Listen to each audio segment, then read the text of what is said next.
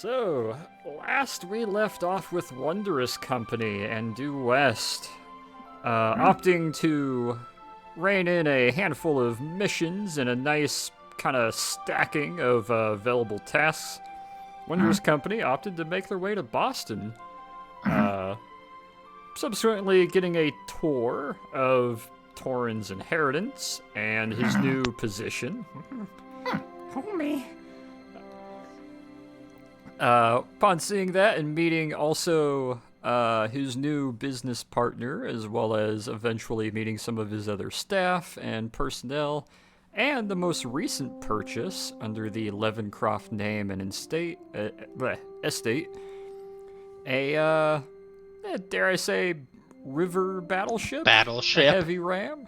We'll have to see how that pans out later on. However, upon aiding the group known as Maine, a branch of the Boston PD, and investigating a handful of murders and cudgellings and destructive occult-like behavior, disembowelments. We ended up following a very loose string that have led them to a farmhouse, sort of artsy painter's house, way up on the north side in the forests above Salem. Of course it's Salem. Of course. Well, up there, the party entered the house to find that this seems to be the core location of the paintings themselves and where people, or at least where one of these suspects that were also found killed, were planning to visit, or had visited in some way, shape, or form. Investigating and digging a bit further in, the party came into contact with a gentleman by the name of Everin Turnpin, a yellow, older dragonborn fellow who is an amateur painter and self-proclaimed mystic artist. While speaking with him and trying to discern exactly what was going on, they came to the realization that he was a commissionable artist. And before being able to explain too much further, realizing he was the lead painter and the sort of architect of all these operations and assassinations and kidnappings going on. Hello, dogs. Shut up. Puppy dog. Fucking dog's probably walking outside. Peter. God, dogs. Peter ended up stepping out from cover, which his presence alone seems to have set off and halted any further investigation that Torn was attempting. And last we left off, the final moments was the party staring down a very large and not so great creature. Not so happy, large, aquatic sort of sea creature. Having everybody roll initiative. Let me get Leroy out of the initiative. Hey, maybe he doesn't have object permanence. Peter, just step back behind the wall again. Leroy has run upstairs to go vomit.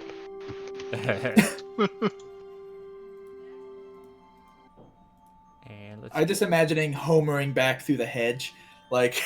Yeah, just I'm not here.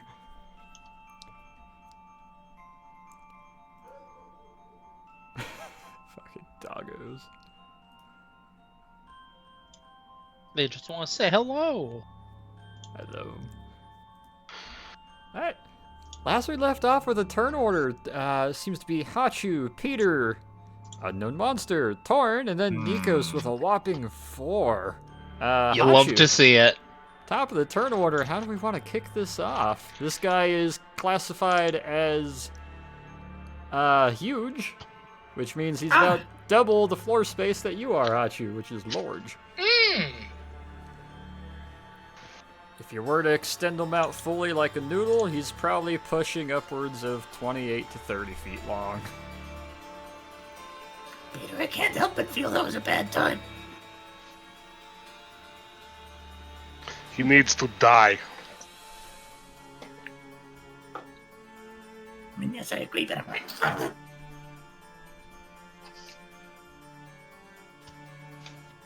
Hachu, what is your first motion of movement? Magic. Magic. Should have assumed. It's like with Nikos. So what are you doing, Nikos? I'm stabbing every time. I'm stabbing. What can I say? Like, look, how do you want me to phrase it? I've got a spear. I'm gonna do some stabbing. Right? Like, What no, I'm magic going you to can lightly pat him on the head. cast? Like, It's an option.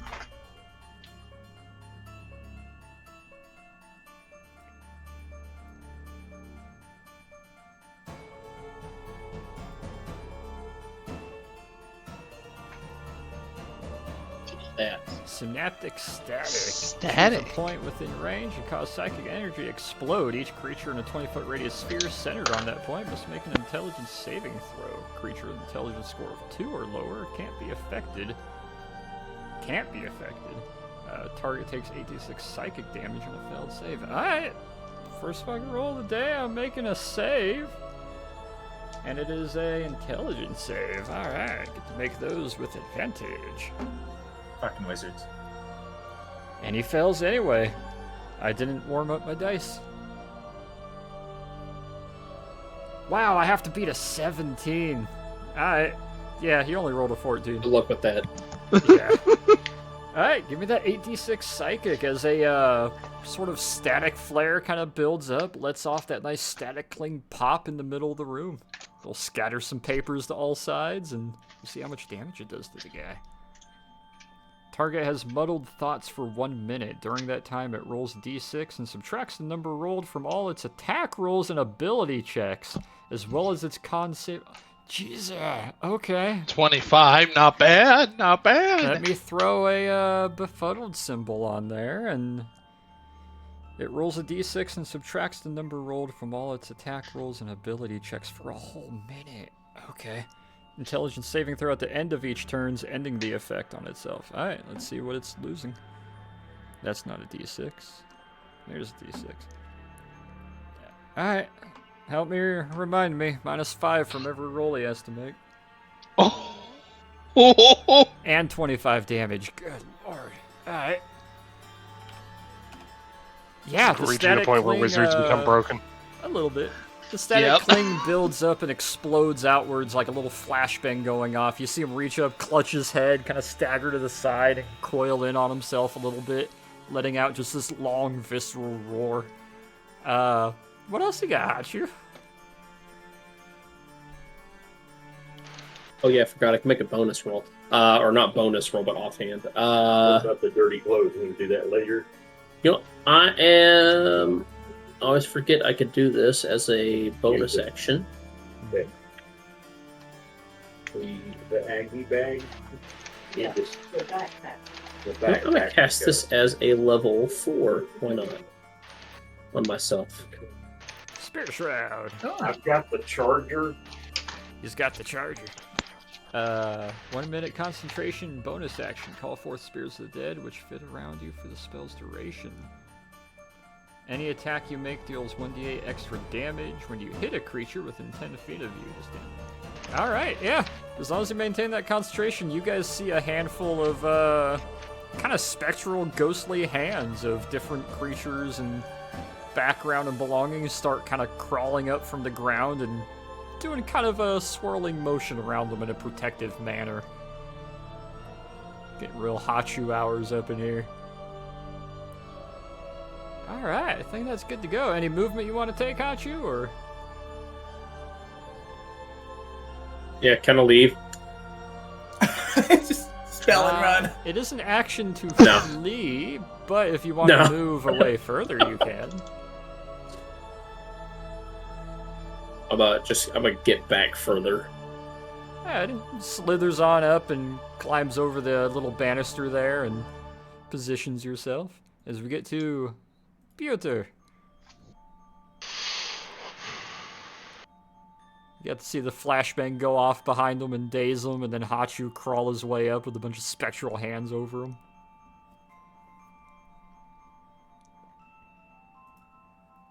I mean, I had something like Guiding Bolt, but I don't. I feel like that would be appropriate.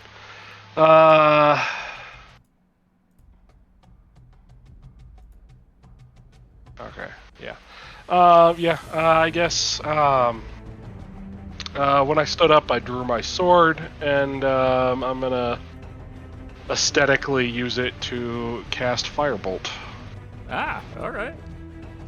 Style points. Pulls his sword out, Very- extends it outwards, and gonna lob a couple firebolts at him. Give me that attack. That one will not hit. Ah, well. I don't It think I goes have anything. flying by just short of, and it passes over his shoulder as he's still kind of clutching his head, getting his base about him. It ends up smacking against one of the bookcases behind him. Peter, now is not the time to miss.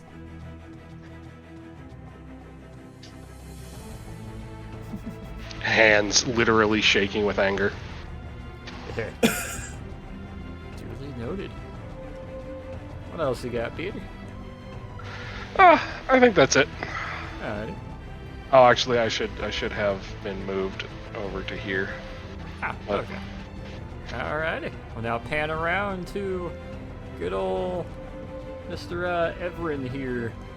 He's gonna turn about, let go of his head, look down at you, Torn. Hey there. Having It's too late done to talk. nothing outwardly aggressive against him, I need you to make me a dex save. Oh, okay.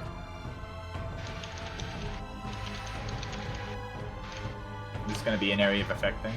Nope. 23.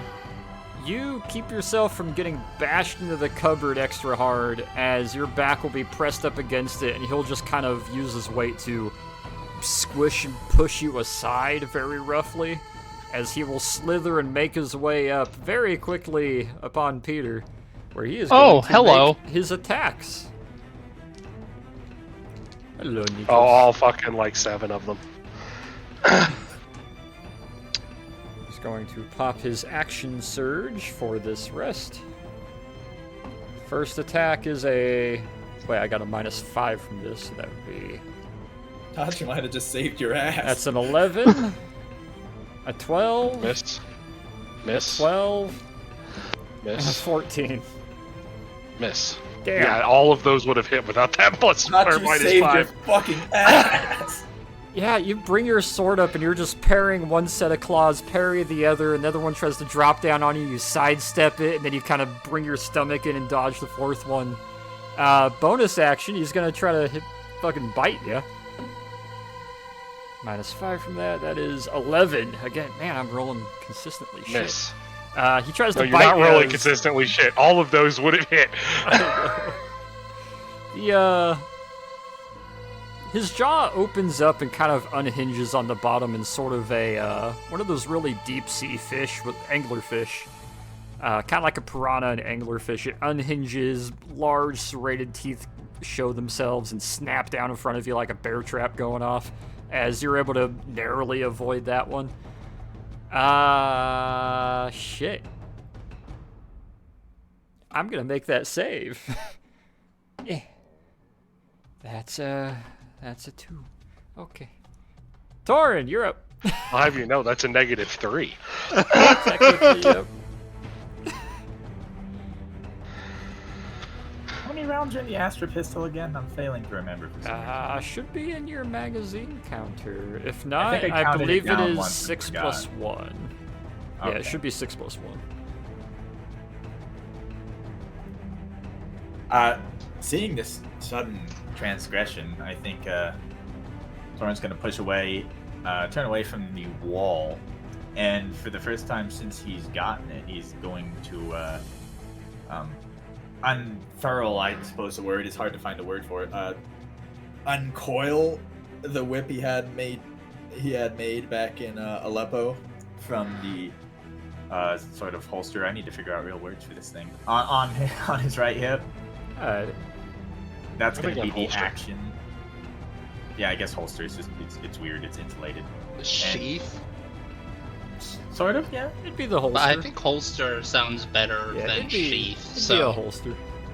Well, I think it because it kind of like the way it fits in is more holstery, like Hachu's Roy Rogers French fries. Then unsheath. Like, it would need to be fit tighter to be a sheath, I think. Yeah. He's gonna take a stance behind this thing, pull out his aster with the offhand, and put a single shot into its back. Okay. Give me that attack. That's a 13 minus proficiency. That's a 9. Minus proficiency? Yes. My proficiency bonus is a +4. Oh, this is offhand attack, yep. Okay. Yep. Yeah. Reach down, pull the Aster 300 out, aim, fire, and it doesn't miss him. It kind of glances off with a nice little fragmenting small 9mm round sound as it... Actually, yeah, this one's 9mm. As it hits and just kind of sprays across one of the large spikes going over his back. Fucking useless. Hey! You don't really get any response. It seems like his main focus is on Peter, unless you want to roll intimidation. No. We don't. Alright, And that's the turn. gotcha. Nikos, it is your turn. So anyway, I started stabbing. You know, yeah, that tracks. Yeah, that'll hit. I would hope so. 6 damage. Alright. That one hits. All right. Ow. And I have 3 attacks now due to leveling up. Yep. You stab him Jesus, again fighter. with 3 Spartan-esque fucking thrusts. Just Offhand. Then an offhand, that one will also hit. For Hit him with 7 the- more. It's fucking scary now. Oh, also, I'm on action surge, so Alright. Oh, shit. Here we That go will hit. again. I don't think you need to be here for the DPS, Matt. I don't. Somehow, I don't believe that. The 26 Over here will hit I like- get as the well. feeling after the last boss we encountered, we just drained his HP very quickly. I get the feeling that the DM has this guy at like 2,000 HP, so I think we do. there we go. So with a consecutive 7 attacks over 6 seconds, it's like you're watching 300 on like 2.5 speed, just rapid spear thrusts from this hoplite into the midsection of this thing, repeatedly stabbing it. As it falls back, slumps to its side, continues to get stabbed 2 more times, trying to raise a hand up, stabs through its hand into the side of its neck area, pulls the spear back out. Damn. Alright, what else you got, Nikos? That's all. He is absolutely fucked up. He is bleeding out. He is yelling. He is panicked. He is still dazed Man, I from did, the like- flashbang. 7 on almost all those attacks. Total damage there. That was 6, Wow. 14. That's 20, 27, 37, 44 damage. Not bad. Not Ouchie. bad at all. You are up.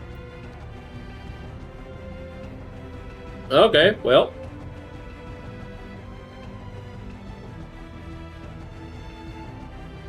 Whatever you do, don't use area of effect.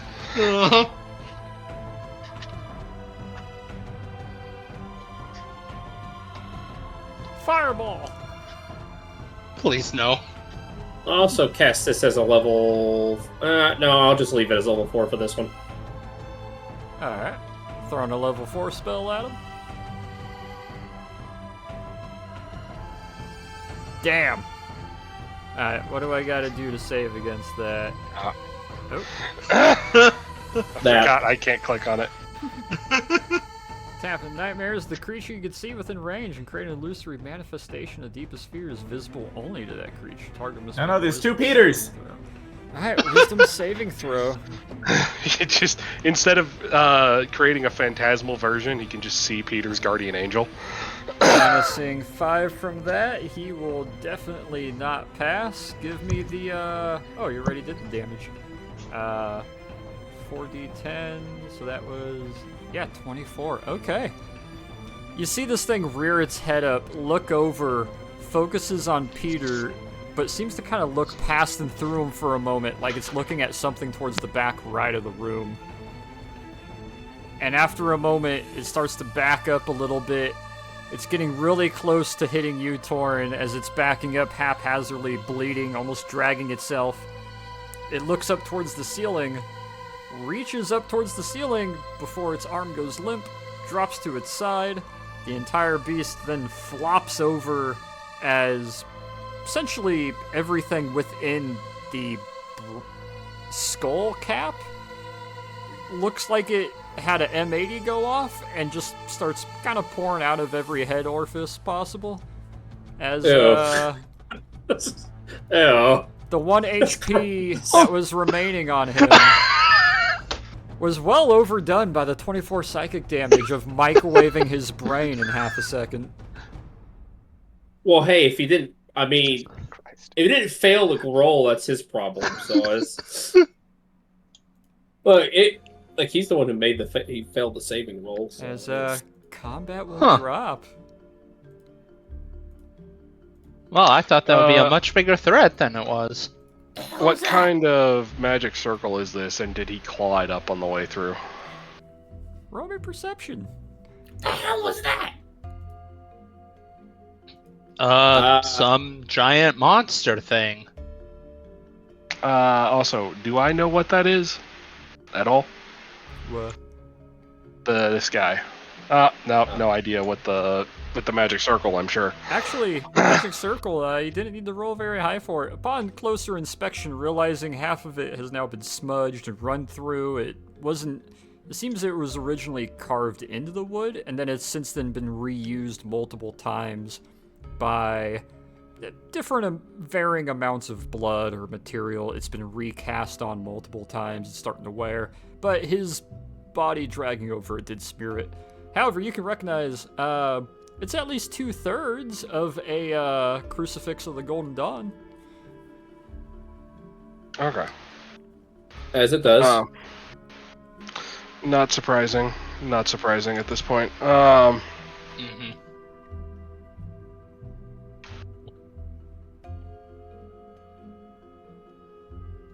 And you're wanting to try to figure out what he was? Roll me... Yes.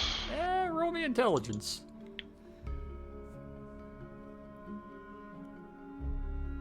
Wow. Perfectly average.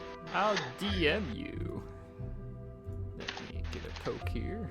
As a note, Torn is just standing there, like, shoulders slumped, like gun in one hand, whip in the other, like what? Like, For that's such a helpful thing. All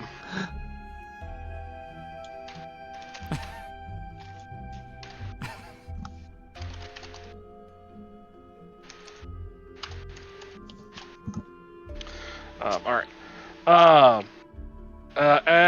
Basically, just without saying anything, those are just things I notice. I'm gonna go over and I'm gonna perform last rites on this poor woman, I presume, based off that picture.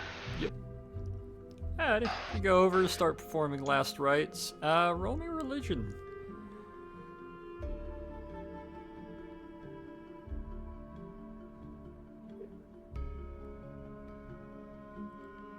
damn. 25. Nice.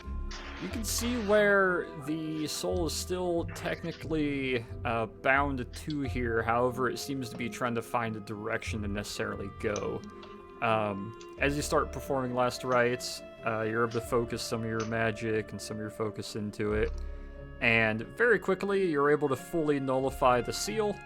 And you are able to get the general notion that, boom, it is now jetting towards whatever sort of destination or direction it was intended for, meant to go, or promised to. And is no longer bound to the summoning circle.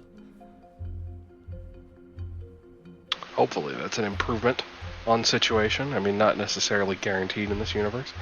Better than being stuck in a canvas. That's true.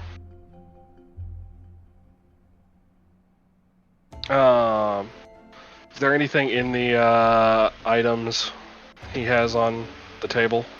Just medical accoutrements, scalpels, filleting equipment, little kind of wet pads to keep some of the stuff that he was extracting to utilize later. I'll be right back. I'm gonna pile it all up in one place, and then I'm gonna cast Word of Radiance on it to destroy it. Gotcha. Yeah, you're able to kind of mash it all together, put your hand over it, a little bit of that yellowish light kind of shines, and catches fire really quickly and burns away to a crisp. Torin, what are you looking into? What are you doing up there? Book. Book.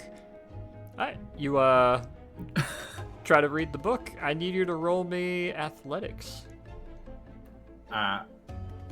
Okay. Big book. Standing desk.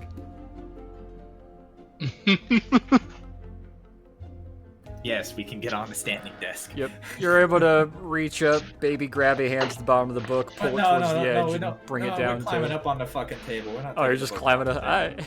Yeah, you're able to grip your hands up, pull yourself up, and crouch down and look down at the book while on top of the table. Give me investigation as you start flipping open some of the pages. Hey, 13. Hey. You start kind of flipping through it, and this is thankfully just a normal book this time, not a flesh book. It seems to be a list, similar as before some of the other ones you came across topside. It is small, kind of like individual commission sheets.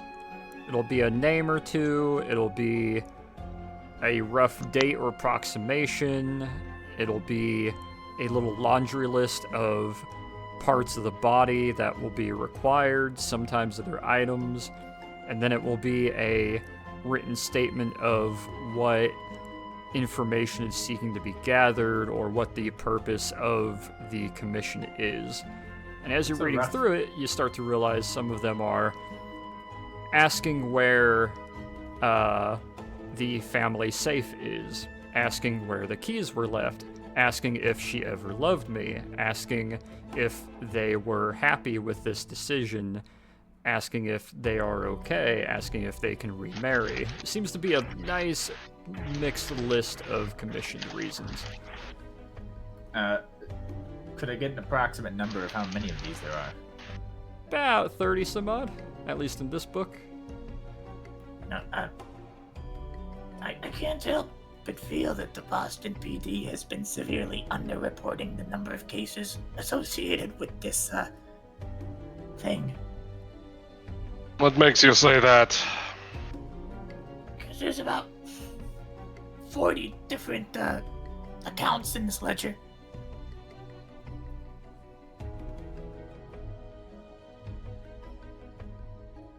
How many paintings did we find upstairs, presumably, before I burned them all?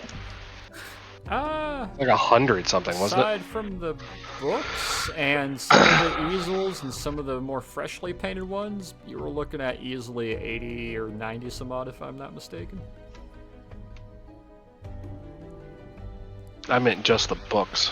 Oh, and just the books? Yeah, there was easily around, I think the number I gave Leroy was about 65 to 70.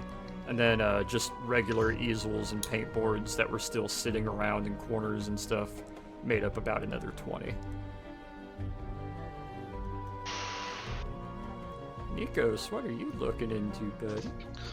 I'm seeing what these books and stuff over here are. This one doesn't really take any investigation roll per se. You're able to peer up at it. It's a weird mix. Some of it is biology books. Some of it seems to be small studies and understandings on Dragonborn and Draconic history. And a lot of it seems to be kind of... I guess the best way to put it is like a diary entry. But it's nonsensical. It seems like a lot of general notes. This type of tissue is good for this. By the way, pick up this much tea. This tissue isn't good for doing this. This tissue, when blended with this material, makes this, and it works good for this shade. There's a skull. Just kind of general notes and accoutrements that he seems to have acquired, including a handful of skulls, bones, occasional fragments, and other stuff that he's just kind of collected and put up on his shelf over time. Seeking more information on Lovely. on this ledger, perhaps. Are there names associated with these, or is it just descriptions? There are names. The name seems to be the commissioner's name. If there is a second name on it, it is whoever they are seeking to have a painting of. Do these names seem Bostonian, all of them, or are they It's perhaps different regionally or it's the culturally? most generic way I can of sort of Boston, Salem, Massachusetts mix of American 1930s So they're all- names. Yeah, They're all regional. very. Okay. That rules that thought out. Hachu, what you looking into, buddy? Not sure if anybody did it, but I'm just gonna look around like the shelving around here just for The bottom anything in shelf. particular. Yeah, just Yeah, this one doesn't either one. require too much of a roll either. As kind of like Nico's looking over the bookshelves, you're looking over these parts. It seems to be a bunch of beakers, small glass containment units, a handful of mason jars, even of just mixes of every sort of potentially important part. There's a couple mason jars of long gone eyeballs. There's a couple little beakers there. One of them just seems to have a bunch of fingers stuffed into it. Seems like it's just thumbs. There's literally just a embalmed foot just there.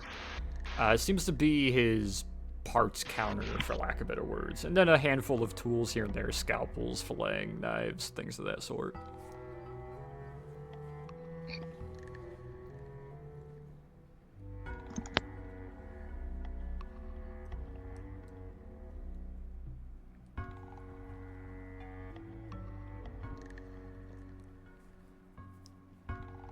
Nikos, I see you moving up towards the top of the room.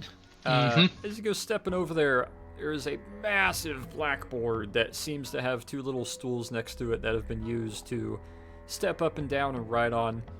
It is the largest, if you could read Draconic, it seems to be a bunch of medical notes and bisection notes and autopsy notes of just, or vivisection notes of different parts and where they are, and seems to be some scales and other information.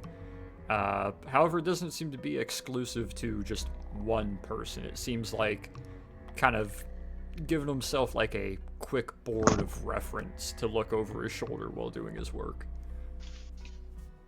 All right. Then I'll also just move down to see if anything's over here, if it's more of the same on the other side too. It'll be more of the same. There's nothing too particular. All right.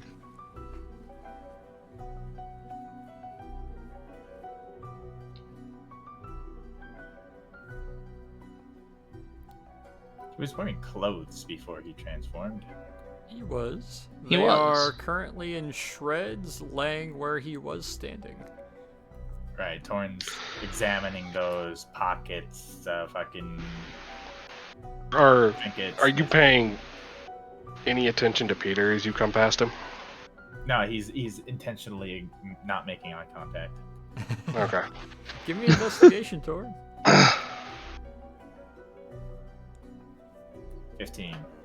Yeah, you try to look at some of the shreds. It's basic khakis, what looked like a white sleeve shirt with a vest over it. The sleeves are rolled up, or at least at one point they were. As far as anything in the pockets, you got two somewhat older paintbrushes in the breast pocket of the vest. You have what looks like a sort of glass capsule that has a handful of razor blades in it, like a razor blade dispenser. That was in his left pocket of his pants. Shoes were torn out of. He didn't have anything of particular on his person. Okay. you did roll a 15, so I will say you are able to see, not on his person and not where he was standing, but laying underneath the autopsy table or vivisection table. Short. Being short does help. Little wooden box about 1 by 1 by 1 inch underneath. Oh, right. Yeah, Torrent's gonna go over and pick that up. It's lightweight, maybe about 8-10 ounces. Very similar weight and size to your music box that you carry, but this one has no nice engraving to it. It doesn't even have an edge on it. It's just a wooden cube with a little seam over the middle of it. I mean, you might as well test it. You open that one up. Yeah. Give me una momento, por favor.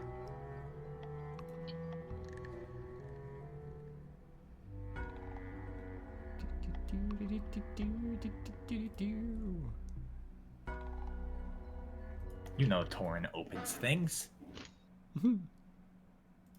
Opens it. Box tries to eat him. Oh, well. Oh, it's a Tiny tiny mimic. mimic. No. It's going on.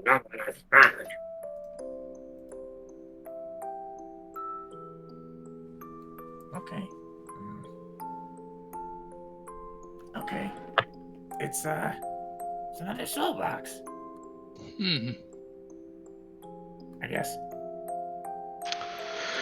What was he using it for? That is the question. Oh, I'm sure probably horrible things. Considering, well, all of this. Yeah, Torrent's They- going to close it. The souls in the books and the paintings were copies, but he had this person's soul tied to here. Maybe the soul box like helps him make copies somehow. DM, 2 separate questions. Does the soul box help him make copies in some way? And can I deduce through ritual means or whatever Give me insight. what he was doing with the souls? Ah, of course, something I'm not gonna pass. You can give me insight and give me religion. Okay. Oh, not bad. And there it is. As far as the souls go, it seems as though the ritual consisted of perhaps entrapping the soul wherever it might be if it's within reach, in quotations, so that it can then be, for lack of better words, copied, and then the original soul kicked away, released, kept here. Not really sure where it goes after that point, but it is a summoning circle that is misconstrued to forcibly drag a soul to it. Where the soul goes afterwards, you can't quite deduce. As far as the music box goes, with that insight, builds a level of intimacy and care for each commission he takes. Maybe. I think he just enjoyed listening to people's soul songs. Hmm. Well, that's terrifying. That's Torrent's gonna pocket it and now have 2 soul boxes. Add 2 soul boxes to your inventory. Okay. Aren't those things supposed to be rare? Yes. Like, really rare? Yes. No, we have 2 of them.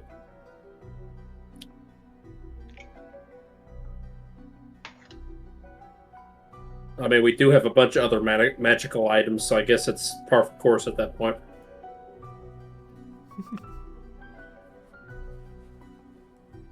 I mean, we did find the Colossus, and that's been lost for, how long? So, really, another soul box is just a walk in the park. Yeah. Hachu, I would like a perception check, please. Okay. Jesus. I'm gonna DM you with that roll. Good God. He sees everything. Tastes. He has the tongue. Persistently on those perception rolls. That's why I have the highest perception roll in the Star Wars thing The all-seeing as sting. well. Only when you're using your scope.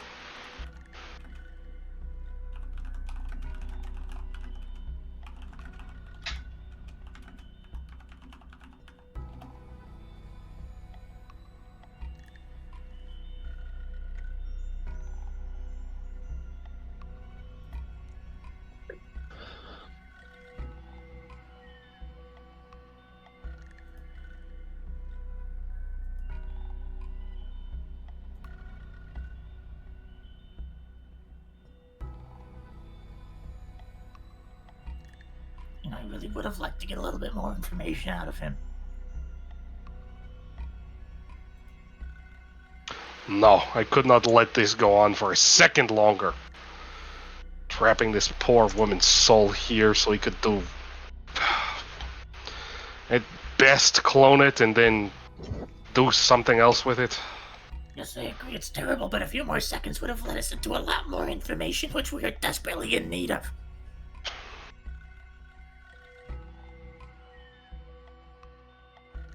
See what we can find with the books. In the books, I couldn't let an abomination like him live. Are you talking away from Peter or looking at Peter? Because most of his emotion is being expressed in body language. Kind of side-eyeing every now and then, probably. I mean, maybe you can see it, maybe you can't, but he's still got his sword out and he's white-knuckling it. Okay. Oh! Two people just standing near each other being mad for different reasons. Well, I took at the looks. Took a look at the books behind us. They're not really all that helpful. Ramblings of a madman talking about which tissue is best for what. And then also in the middle of it, a reminder to pick up toilet paper. Of course. Well, he's clearly been at this for a while, only recently. Well, sorry to interrupt, but our plane of existence is moving. What? Yeah, plane of existence in the room. Yeah, it's moving. Yeah, I don't know. We should leave now. Excuse me. Out the door. Let's go. Excuse me. Grab the book. Grab the book. Grab whatever else. Just Take pictures. The big book? I'll snap it, yes. The big book with the commissions. Just shut up. Torrent's gonna grab the big fucking book. As you guys all begin running, grabbing your inventory, grabbing some books, grabbing what you need to for the investigation as the four of you exit out, you find yourself going down the long, winding underground tunnel. And as you're going, there's the occasional shifting of soil above and beside you that's letting some dust fall down. Not quite to an earthquake level, but the terrain is moving.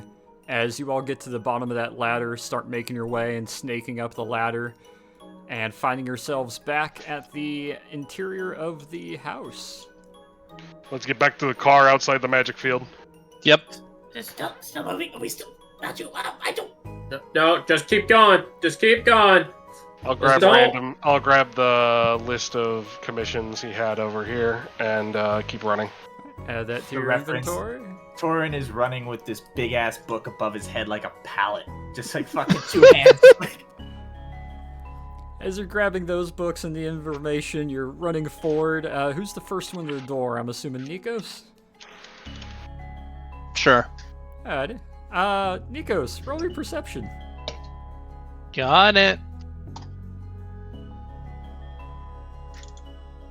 Alright. Give me a moment here to set this up proper.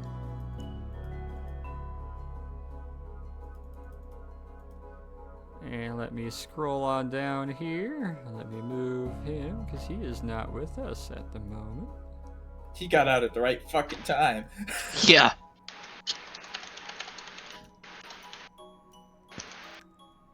Nikos, it's you've never seen quite so much expansive purple before. It's shockingly dark and bright purple and spectral blue and white as it just smacks you in the face, and before you can stop yourself, you are tumbling forward down a sort of stone embankment about 10 feet down as you come to a stop on your feet. I would like the other three of you to roll me dexterity saves, please.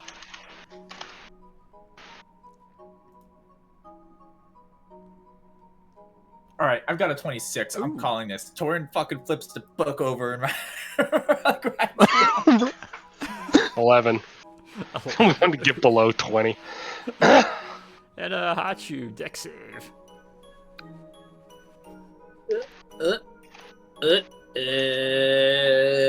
Dog shit. Oh, Hey! yay. Torin and Hachu, you guys make your way down. Torin, you do fucking 180 ollie kickflip with the book down the front of this little embankment as you slide down. Hachu, you just kind of slide on your side and coil around yourself and land on your stomach and start slithering forward beside Nikos. Peter, it's not quite as ceremonious. It's not pretty, but it gets the job done where you slide on your feet and heels sideways down a kind of slope, and you come to a stop behind them. You have to get up and kind of brush your back off a little bit. However, let me move you guys to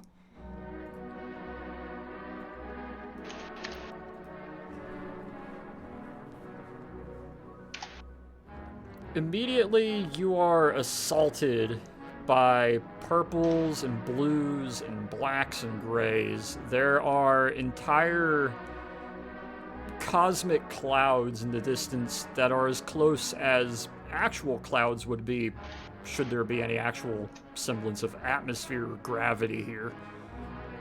When I say gravity, I mean some large chunks of whatever foundation that seems to consist of a castle, an old western fort, perhaps a dungeon, some manor's front lawn, is all just kind of colliding and stuck together here, having impacted against one another. And yeah, the bottom left of the map is where you guys find yourselves, looking at this massive expanse that seems to go on and on. There's no real gravity as you're upside down from where you were about 5 seconds ago. And slowly rotating back around. There's a large parapet orbiting over you like a moon. There's another old smashed up catapult that kind of floats by. I don't think we're in Boston anymore. No, I don't think we are. Oh, what the hell? Technically, we were in Salem what is, before, what is all this? I'm guessing this is where he was sending those souls. Yeah, that might be a good guess. Perhaps it's a location. I thought you standing on top of me. Oh, whoops, sorry.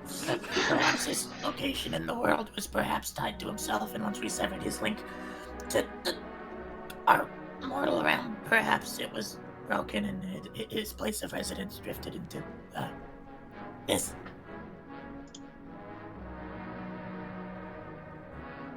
This is bad! So when I turn back, what does it look like? Like the building we were running out of? The frame, the relatively nice engraved wooden frame of that house is standing there. The door is still open, and the frame starts to lean forward, and the door closes as the frame drops flat onto the ground. Did the door just that fuck? I get the feeling this was not that zone's final destination.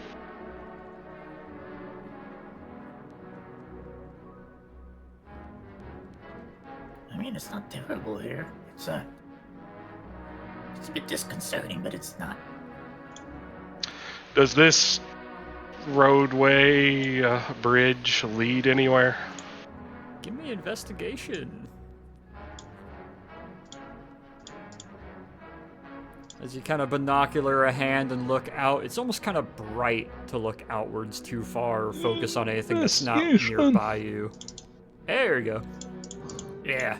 All of you kind of put your efforts forward. Peter, you're not really able to look too much further past the embankment where it seems to start rising upwards. What was likely the top of a very nice ornate castle is now kind of a glorified walking path, but you can't see too much further past it. Hachu and Nikos, though, that's the fun part. If you guys want to roll history looking at this stuff, Hachu and Nikos, you look past and you can kind of make out what looks like a large kind of stone entrance further up the path that extends to the question mark north.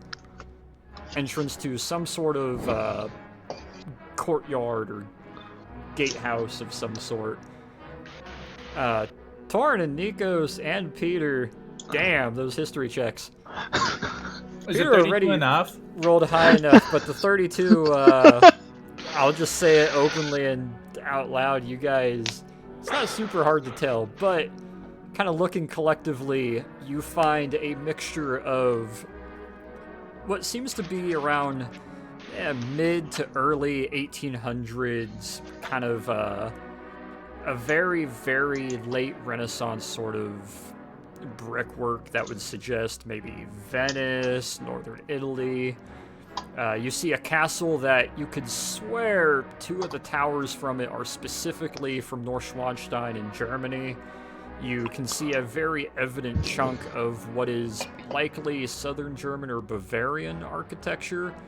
There's one that, hell, it might be from the 1400s with just how old and dilapidated, but how large the stonework is. There's an entire wall almost working kind of like a shade setting that's orbiting over you every once in a while in a wide circle, more of an oval, that seems to be about 60 yards of the side of a Italian villa from, say, 1730s, 1740s, where they made their castle walls. Technically, their castle is just long, singular, extra thick walls that could be occupied and lived in. It is just kind of floating by like a bad awning. There's handful of bricks and other work floating around. Some of the pine trees are very indicative of New England, sort of a upstate New York kind of mix of pines and spruces. There's 2 used to be log cabins, very similar to the one that you guys first approached, that have since then been turned into orbiting debris fields after probably crashing into another castle tower.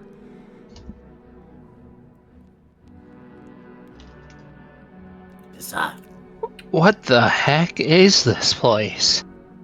This place is everywhere. Everywhere is this place. What the hell? I feel And like every when, too, by the looks of some of this architecture. These bricks are very multiculturally European. Mm-hmm. From different periods of time, too. Look, that one's much older. It's only European, right? I didn't miss something that wasn't European. Little bit of New England in there. There is one thing that New England is Europe for this analogy. Technically, yeah. There is, it's all European. However, I am typing a note to Nikos because he rolled high enough to notice something. These ones were sculpted in the summer rains in summer in northeastern Europe in 1772. You can tell that from all the way down here? Yes, of course. Impressive.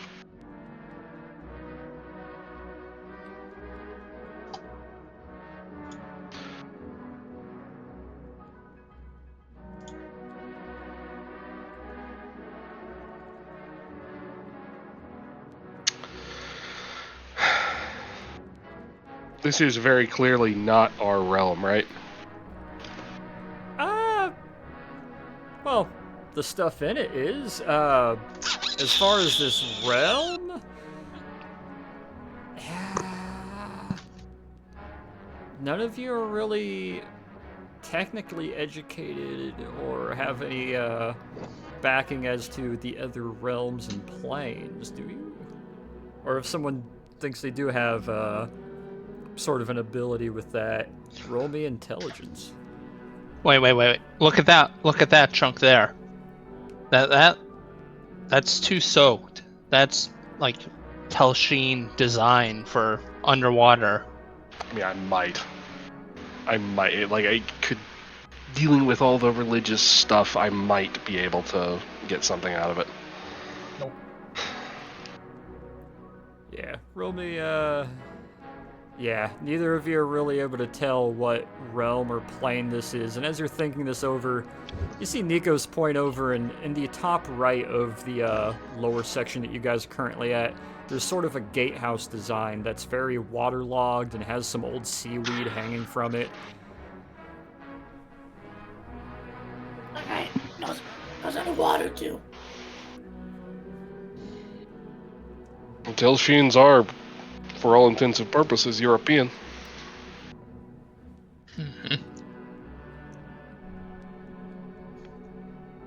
Is there And we any already knew. direction to go but this way? Doesn't seem like it, unless you want to do some crazy upside down walking.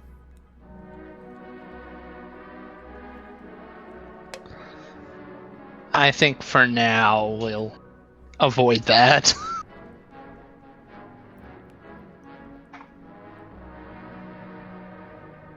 We're gonna have nightmares about this.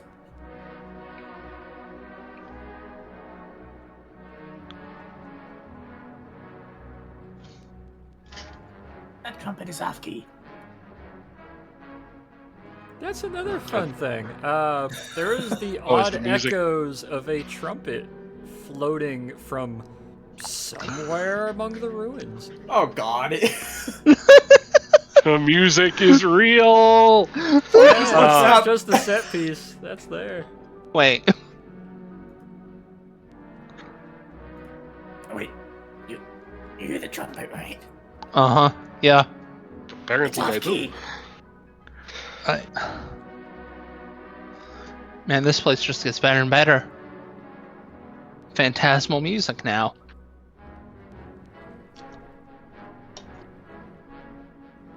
I suppose it was there the whole time, we just only noticed. Mm-hmm.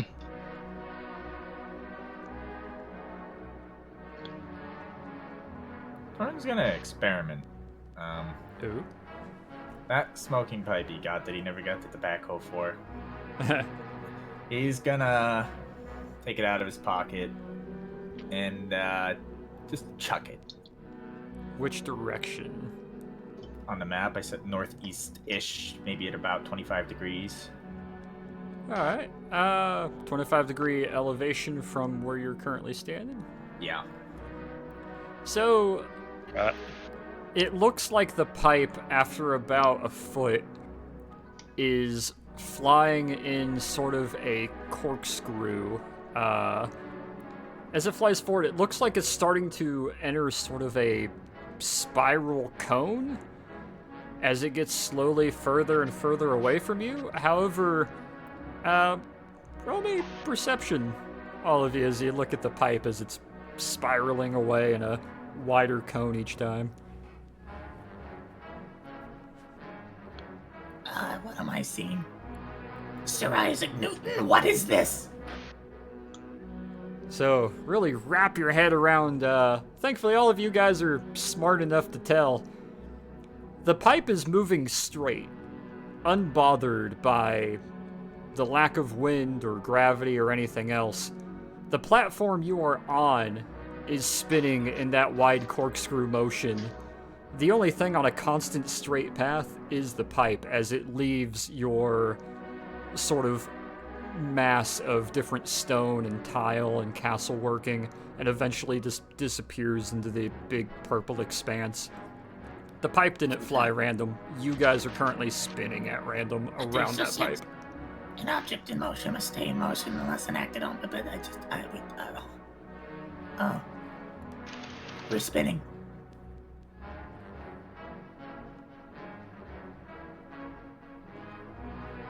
We're spinning. We're spinning. We are spinning. Hang on, I gotta roll intelligence for this to see if I know it. No. What are you All trying right, to no see if comment you from know it? Peter then. See whether or not I know. Like, I don't know if centripetal force would have been taught in schools at this point. You might have a basic I looked at. understanding of it, but I looked it up, and it was one of those things that was discovered, or scientifically discovered in the 1600s. But like, I don't know if it would be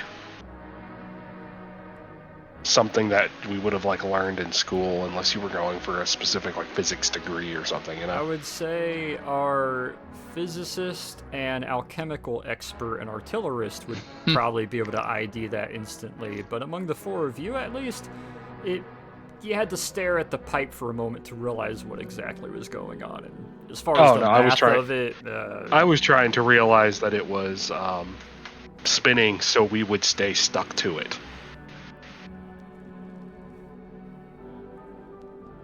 Oh, yeah.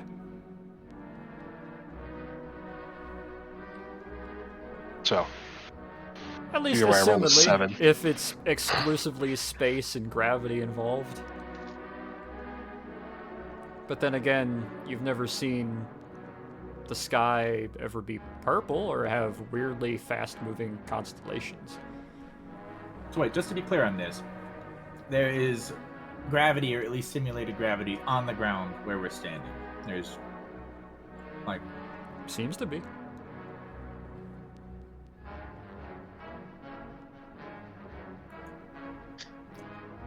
Torn's looking really thoughtful and then shakes his head and just starts walking. Bad idea. They could try banishing us. I don't. I feel like that'd be a mistake. No, banishing returns you to your home plane. If you're not in your own plane. Can you banish yourself? I mean, the spell says anything I could see, and I could see myself. He's not wrong. Could also banish a spoon. I do not like that spoon. Vanish. That spoon is made by communists. I must banish it. I do not like that law. Banish it. You can't banish a law. Banish him. Whoosh. Banishment is such a devilish spell to use. Like, you imagine it being used for, murder and shit.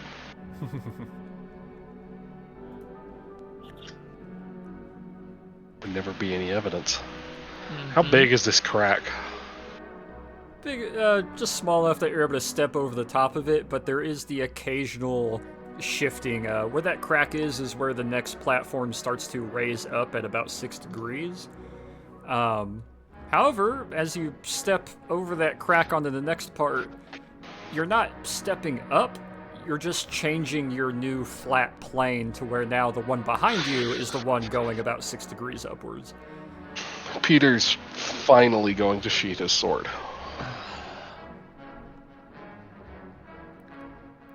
Torn, for once you're actually able to see the top of Peter and Nikos' head from there.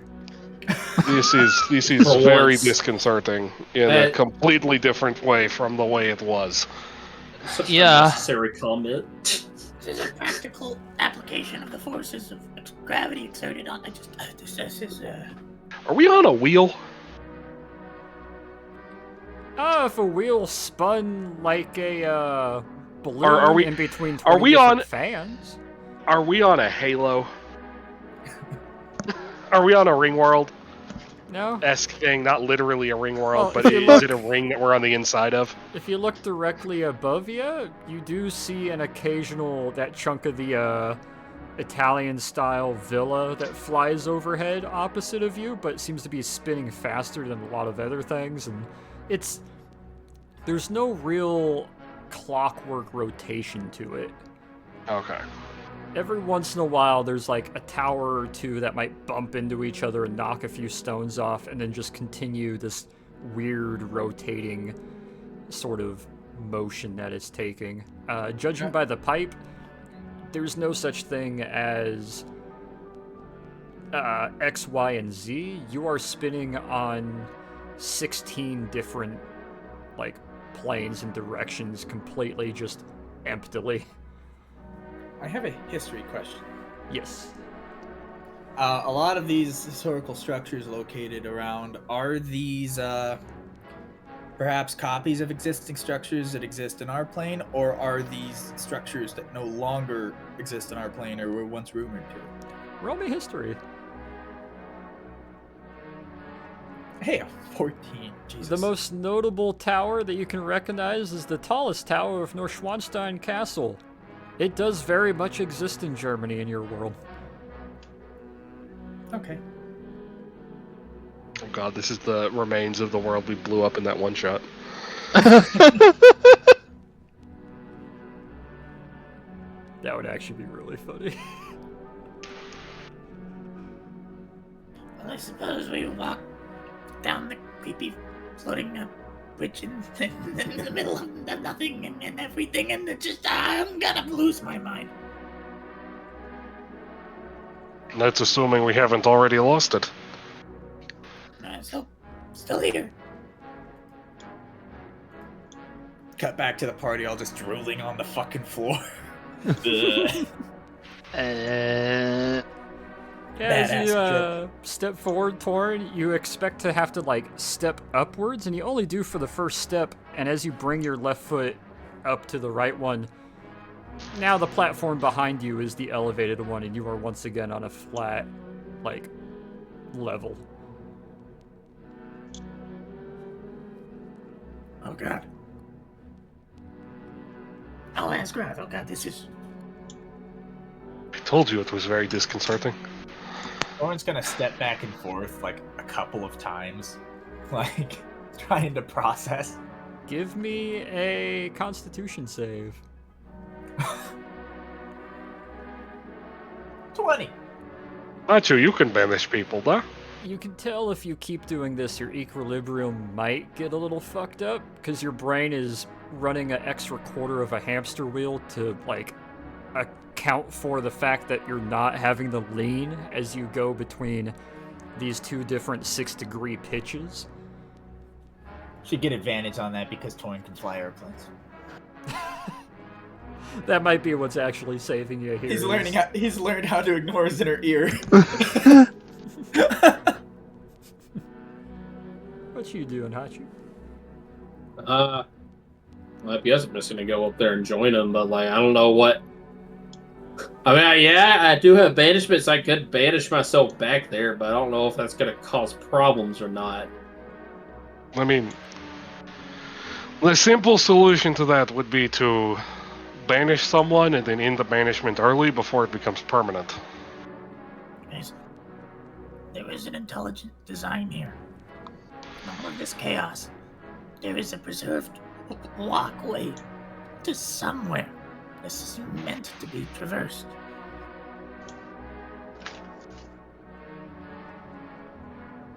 Oh god, I am fucking blanking on his name in real life. The theory of intelligent design. No, I know the theory of intelligent design.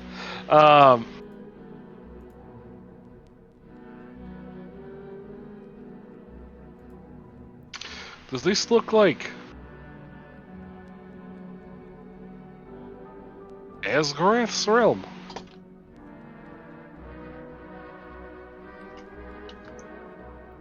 Well, when we met him, there weren't any buildings around. He's far less chaotic. There's also less purple. There's a lot of purple here. Prefers peace and quiet, and this is... DM, is this Asgrath's realm? I don't think so, but Roll I'm me, gonna ask. roll me what you think would be applicable to recognizing or determining if this is involved with Asgarath.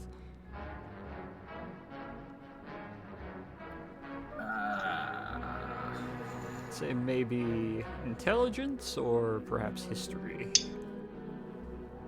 You're gonna give me the option of history. I'm gonna pick history. Alright, rock history then. 25. Hell yeah. I'll DM you this one.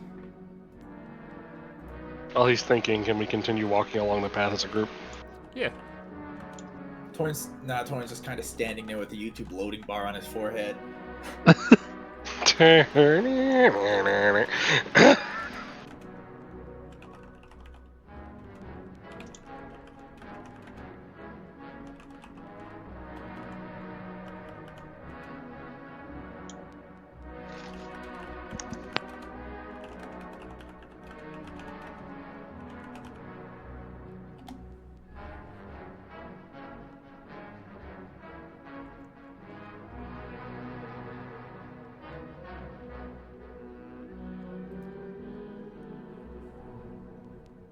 So, thinking about it a bit more. Wouldn't necessarily say this is Asgrath's realm. Asgrath himself is unfathomably large to such a degree that even saying unfathomably doesn't quite stress how unfathomable it might be. Needless to say, it could be. Or it couldn't be. At 25, and he doesn't know shit. We're boned, guys. Mm-hmm. Well, do you all want to try and get out of here now? Or do you want to see what's keeping all of this together? I need to know. As concerning as all this is, I think we should see further what's deeper in here. I'm getting tired of carrying this damn book. I'll take it off him and stick it in my pack. Along with the book and papers I grabbed off the table as we were running out. So has he has he had it over his head the whole time, or is he just? I assume he underarm slung it once he was done running.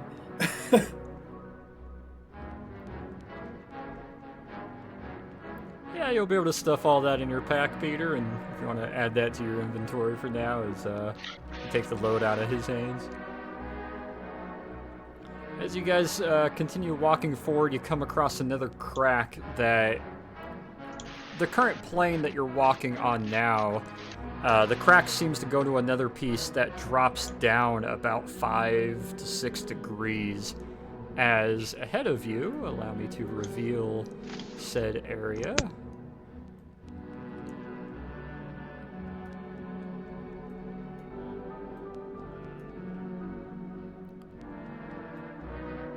Ah, the zone for athletics checks, I see. Well, it was nice knowing you, Peter. Oh, no, treads. I have the solution for this. Just pulls out the rope and ties it to the back of Nikos. The worst part about all of this is that I'm not going to be able to speak of it, because nobody would believe this. Take out the camera and take a few pictures. Now that we've had a few minutes to process I'm really this. curious to see how those develop. Yeah, same. Alright, get me in one. I'm just gonna stand there and pose, like, with a perturbed, confused thumbs up and, like, a squint. You do this weird thing where you have to step forward, and you guys see make him roll Torn, charisma. like, Make him piano... roll charisma. Why charisma? Or performance. Because he's faking confusion on top of his real confusion. Oh. Yeah, give me performance. However, having passed his con save earlier, he's attempting to put a "whoa, what's going on" kind of pose. It's passable. You can kind of tell it's a pose and not fully real, but it's passable. However, it's really offsetting. You know the imagery of someone stepping forward and just piano hinge tilting and falling down a cliffside, right? Torn does that exact thing, except you can still see the back of his head as he takes 2 more steps. Torn, you're standing as far as you can tell, perfectly flat and normal. They're the ones standing somehow flat on a should be drooping platform.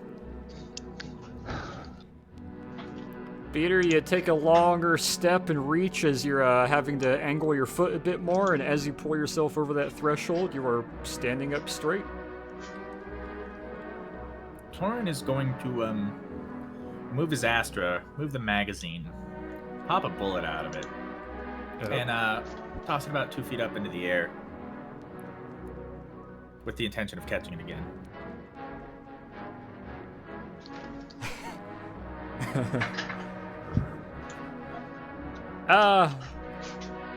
How hard is he throwing it, or what kind of motion is he using to throw it? Like a little passive, like palm up, like Just kind of toss, about 2 feet up. Yeah.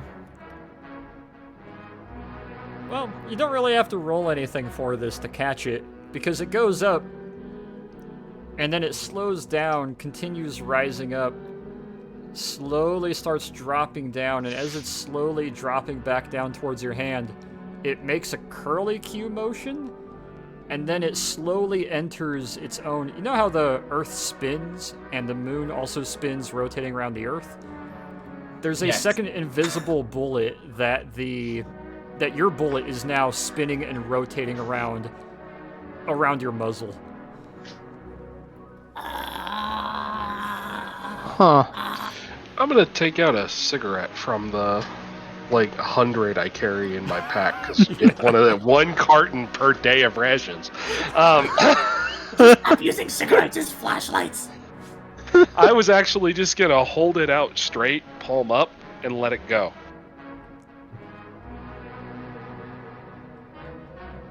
Peter, roll me a charisma save. But why am I?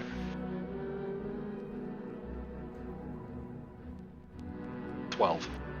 So you kind of hold your hand out, you're holding it between 2 fingers and a thumb pointing upwards, and you let go of it, and it kind of drops down between your 2 fingers, stops about 3 feet from hitting the ground, almost like it lands in water, and it starts floating side to the left, and then slowly starts spinning and entering an orbit, and it's now just kind of X-axis spinning, well, Y-axis orbiting around you guys in just sort of a aimless pattern.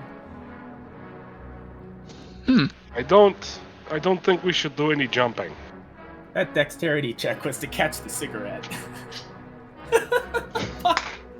Yeah, as it flies past you, Torn just fucking chameleon kung fu grabs the cigarette floating by, just catches it in his hand. Lights it, smokes it. It's like, whatcha? Schlick. Torn! Perception check, please. I can't wait for the cloud of cigarette smoke to just follow him. As you put the cigarette That in your and, lips, and you're using a lighter or a match? I presume a match. Yeah, you flick the end of the match with your claw and hold it up, and the flame is burning in a rotational pattern, opposite of every other rotation you've seen. So it's doing like a counterclockwise burn, the end of the flame. But however, space fire! as it catches the end of the cigarette and it starts to light the ember, the smoke takes a completely just off-the-wall, weird, twisty curl that spirals past Peter and just continues getting wider and wider as it just fucks off into the distance. It was just simply attempting to alleviate some stress, however.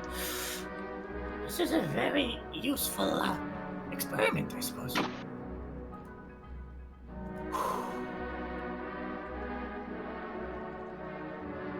It is all very strange. It's a bit of an understatement.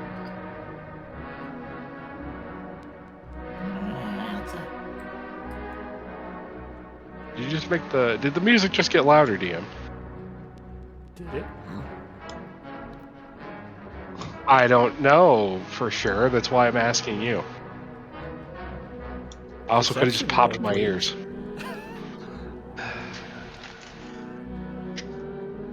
Hey, look, a door. More like a grand archway, but Music might have gotten louder, or maybe the echo just got bigger because of your positioning. Not sure. Is the music getting louder as we get closer? Or is it just me? No.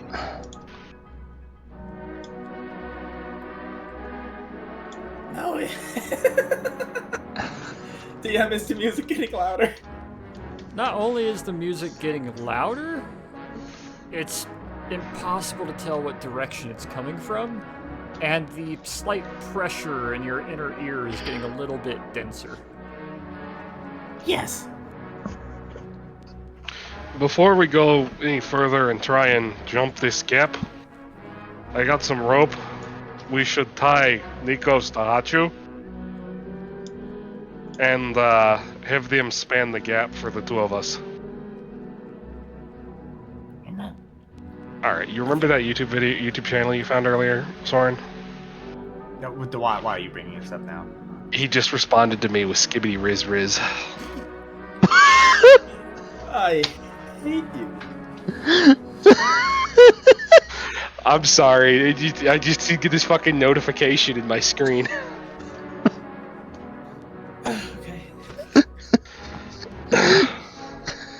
Alright, so to be fair, I think I would be the best verse to cross this gap.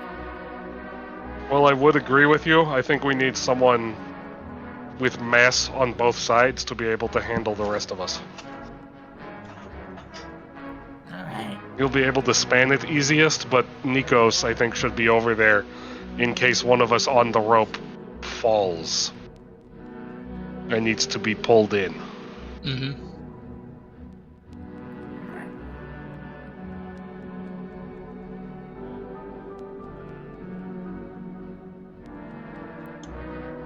So you're tying a rope around Nikos' waist, and then... How are you going about this, Nikos?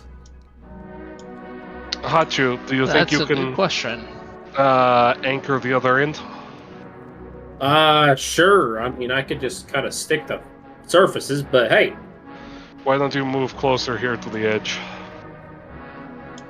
Probably do a nice. Hang on. Let's wait until we have both of you tied off before you jump. Yeah, that's true. You guys just like, Hachu, take the rope. Hachu, take the rope! He'll orbit back around in 100 years, I don't know. Yeah, how do you stepping off of this? It's about a 5-foot drop to a platform underneath, and it rises back up about 3 feet to the opposite side. Well, I'll make sure I'm nice and tied.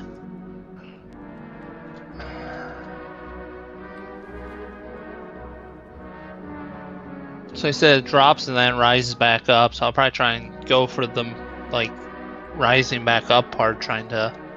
Try to jump to the opposite embankment, essentially. Yeah, since gravity seems to be, like, staking us to the platforms, like how back here, you know, it was raised up, like, 6 degrees. So I'm hoping that I'll kind of just... Okay. It's reverse salamander. So you're trying to lean forward, give a both-foot leap, and you're wanting to, like, land a foot here and kind of step onto the next one type deal. Yeah. Alrighty. Roll me strength. Got it. It also doesn't help that the map isn't cooperating. I've tried to reload the page a few times, but... Oh, is it coming out all fuzzy? Yeah. Zoom Yeah. out to like 40 and then zoom back in. If you zoom out further, it makes it unfuzz. If it is fuzzy for you. Oh, yeah, there we go. There you go. You guys see Nikos put a foot forward and kind of give a half leap forward. A strong one. And he floats forward kind of spacewalk style. However, the rope starts to kind of piano hinge halfway, and the rope starts to pull this direction, and Nico starts just kind of freely veering this Oh, direction. no. Pull him back. Pull him back. Yep. Roll me strength, thought you. Oh, I'm gonna hell. help. Both of you roll me strength.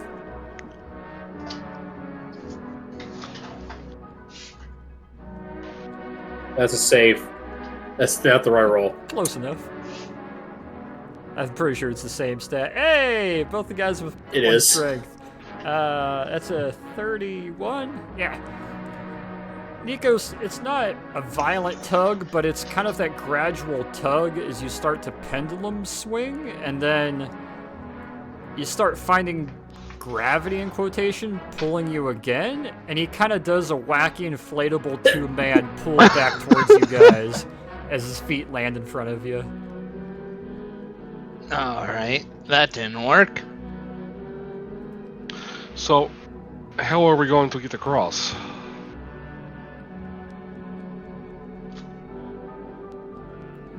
Give me the rope.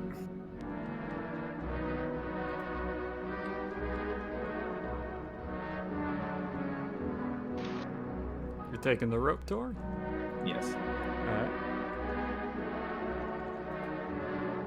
And What It's is gonna Thou kinda- doing with it? he's gonna tie himself off for starters. Alright. The Hachu anchor. He's gonna step up to this point right here, and a little mark around. He's gonna give a directional leap, hopefully at ground level, intent of not going too high up or down. He's Alright. gonna leap probably about that way. Roll me strength. Strength. Yep.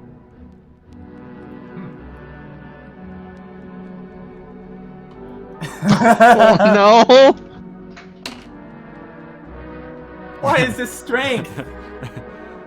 You guys see Torn lean forward, and by all laws of physics and gravity, not because of the Nat 1, but just he should go the direction that he is kicking off of.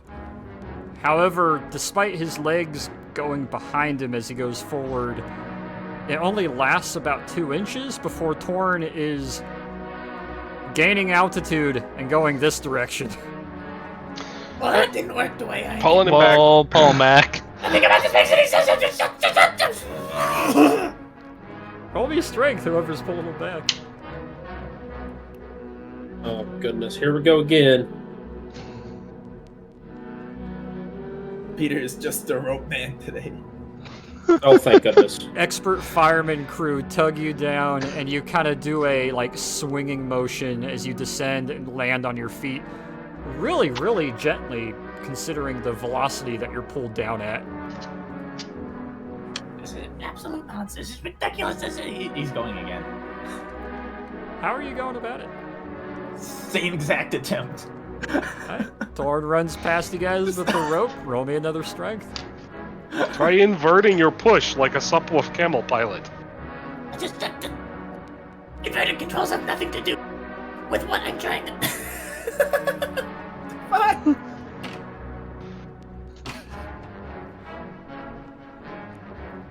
There is a very...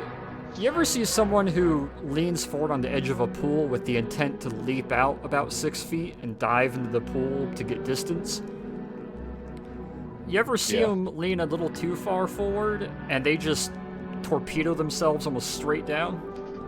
Torn disappears and the rope goes very tight on the edge of the rock as you jut down into nothingness between these two platforms. Pulling him back. Yep.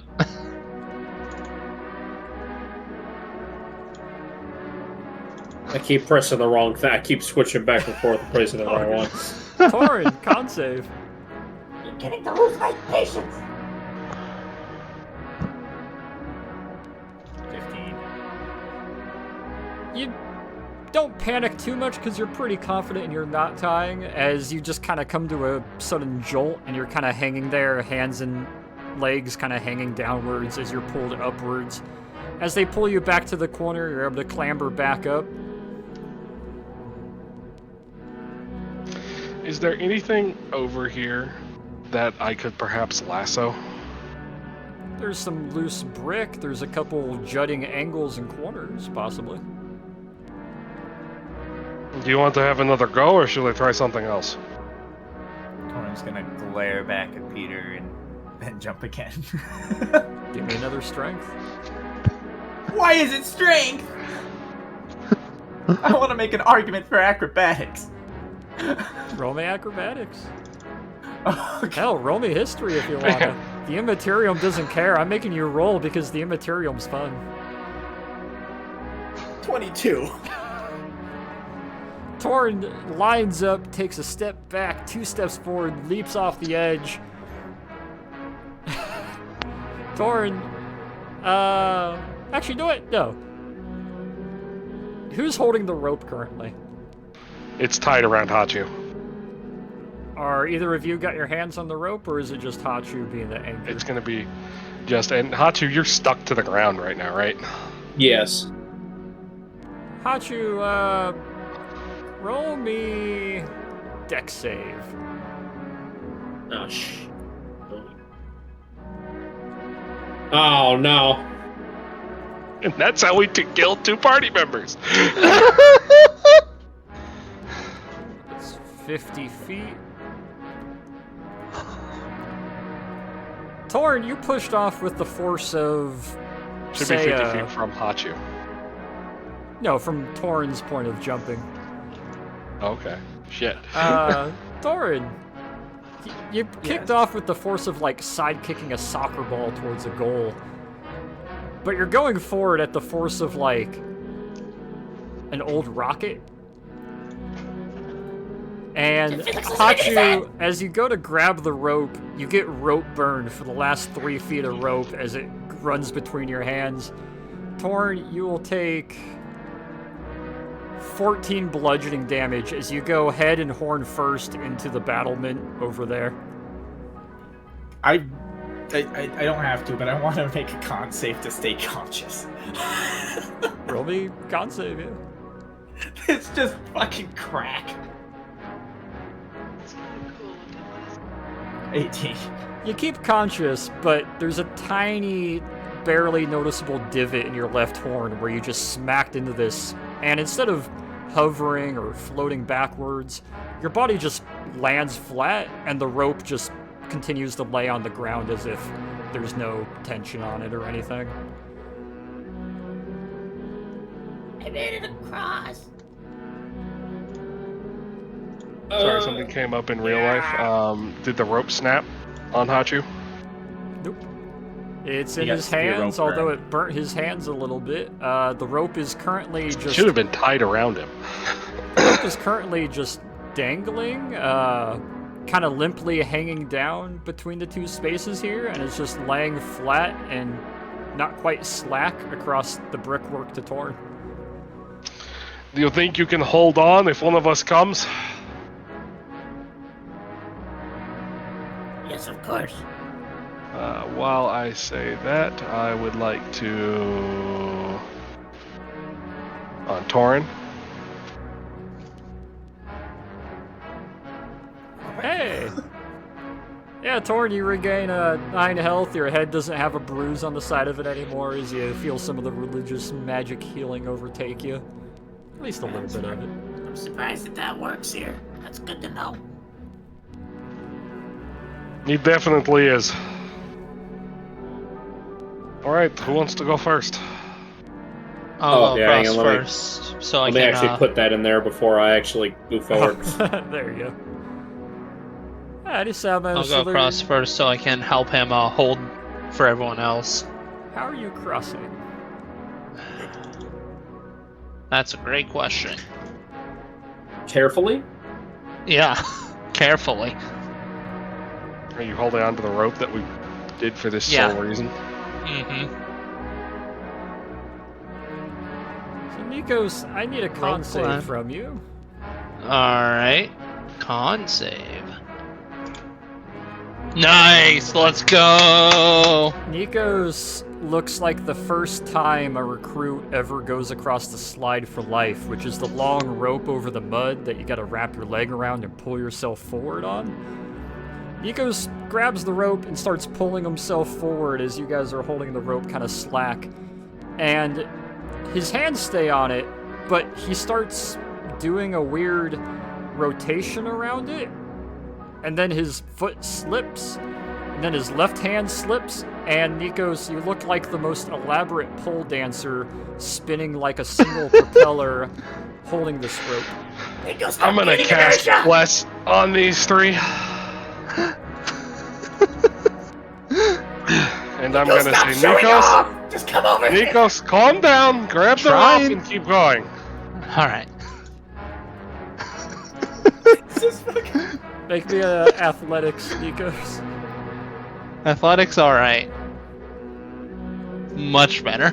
You cling back to the rope, hold on to it, and continue your slide for life pull forward with your hands going one over the other in front of you as you're able to pull yourself along into the front of Torin and get to your feet. Okay.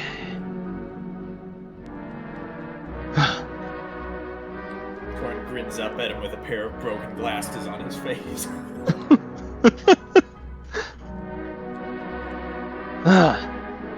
I need all four of Now you to everything- roll me perception. I can't. Give me a sec. Hey, Oh,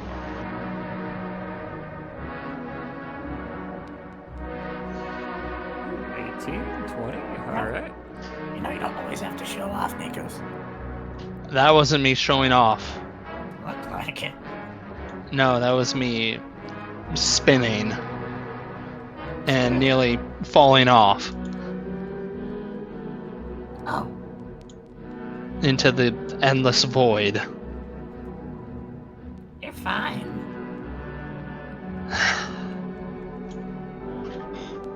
Torin's gonna give him that slightly impolite, consoling, pat on, I guess, the upper small of his back.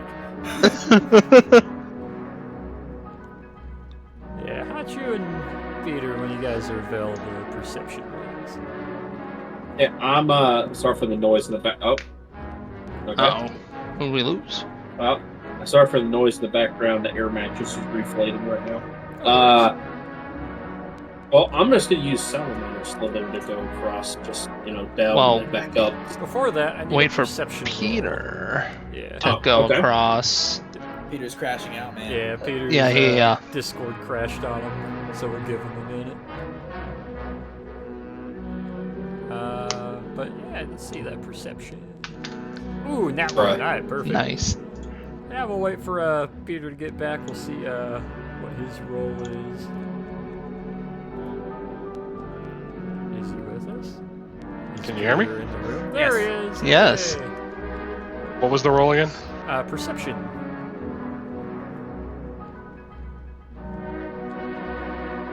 Wow, a 10. I'm so sorry. An 11. I'm so Perfect. shocked. 9/11. Oh no. Torn and Nikos. 9, 11. The music's getting louder, a little bit irritating almost. It's starting to grain a bit more. And after you're patting Nikos on the small of the back, you look over to the other two who haven't realized that there is 4 bipedal kind of lizards behind them. Oh. And a 4th one slithers over and crawls here. I would like everybody to roll me initiative. Guys, Oh, dear. behind you. Nice. Let's go. Oh, Jesus. Let's go. Wow.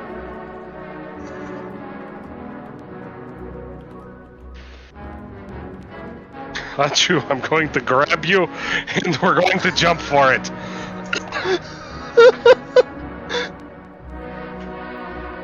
For context, these guys are pretty. They're nice. They're squid-like giant monster lizards. They got very blank, empty eyes. They're not that size, are they? They're about 8-9 feet long. Okay. As one of them looks over, blinks a couple times, the others start to raise their heads up a little bit, and you guys turn about at the last minute, not realizing that they're that close up on you. As, Peter, top of the turn order. Let's do this. Would grabbing a hold of Hachu, as I say, Hachu, jump for it! Nikos, pull us in! Would grabbing hold of Hachu be an action? It would be. If you're trying to co-op your action with him, it would be basically clinging to him. So you'd have to make a... if he successfully makes the jump, you'd have to make a save to maintain hold on him. Which means either way, it's so Jover for me.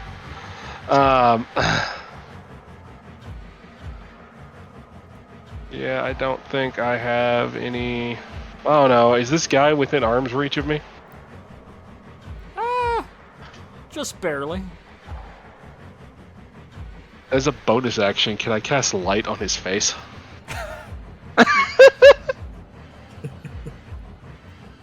Yeah,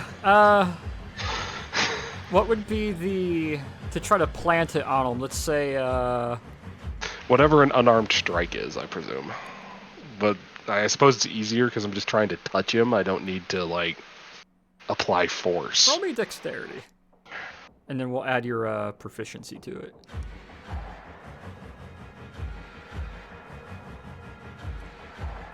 And your proficiency is plus... plus 4. Plus 4. So 23. Yeah, Peter, you cling to the side of Hachu, reach your hand out, jut it towards him, and put your hand up against his snoot and just kind of palm, like, boop it real hard. And your hand just kind of goes through its face. And you realize it's standing here. Okay. As the light just kind of putters into nowhere. We need to get over there quickly. As we get to number 4's turn. Number 4 is going to turn, begin slithering very rapidly, Gila Monster style, just lizard crawling at you. His mouth is going to open up to a mixture of kind of horse and human and canine type jagged teeth. And he's going to try to make a bite attack against you. What do you want? That's a 8. What even are you? And a 14. Do either of those hit? They do not. Does Bonus Nikos count action. as a wall? What's it? Does Nikos count as a wall? Only in trademark, not in practice.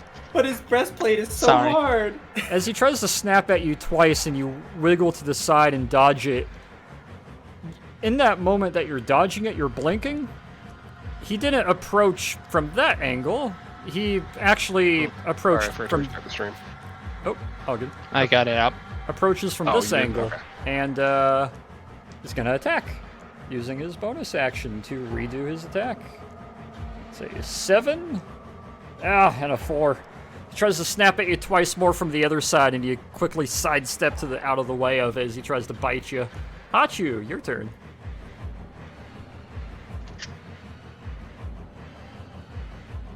Hachu? Hachu! Yeah. Yep, just getting out of here. Are you just kind of slithering and then making like a coil spring leap forward? Yeah, so I still got slow, man. I got that. Oh, are you just gonna like crawl the whole way Good over? night. I'll, I mean, I could. Yeah, it's in range, so yeah. Yeah, Hachu just slides Oh, no. down and almost like you're riding a roller coaster, just kind of ride it all the way over up the opposite side to the other. You don't have to make a save for that, as you're just. I kinda- thought there was a whole gap here. There is. He slid down it and then back up it. Okay, wait, so this is like... I gotta grab the line thing. This is like connected? Yeah, right here. Damn it, I thought that was like separated by a massive gap. Nah, they're touching. What else you got, Hachu? That was your movement. You still got your action and bonus action.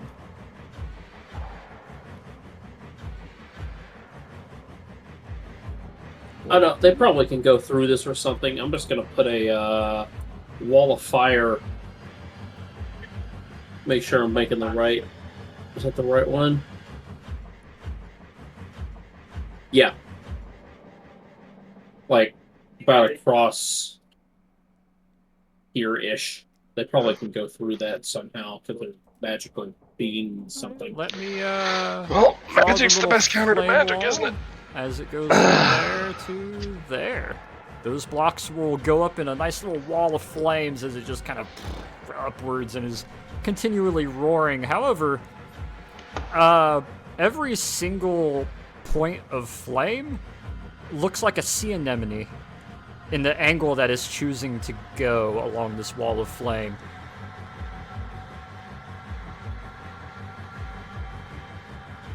What else you got, Hatch? Weird. Oh, yeah, I see that one. Right there. I'm gonna shoot it. Offhand pistol shot. Alright. Need some art of me riding Hachu like a horse. That does not hit. As you fire the shot, it passes just over the top of its head as it kind of looks over towards you with those blank, kind of white, milky eyes. What does the casing do as it ejects? Roll me perception.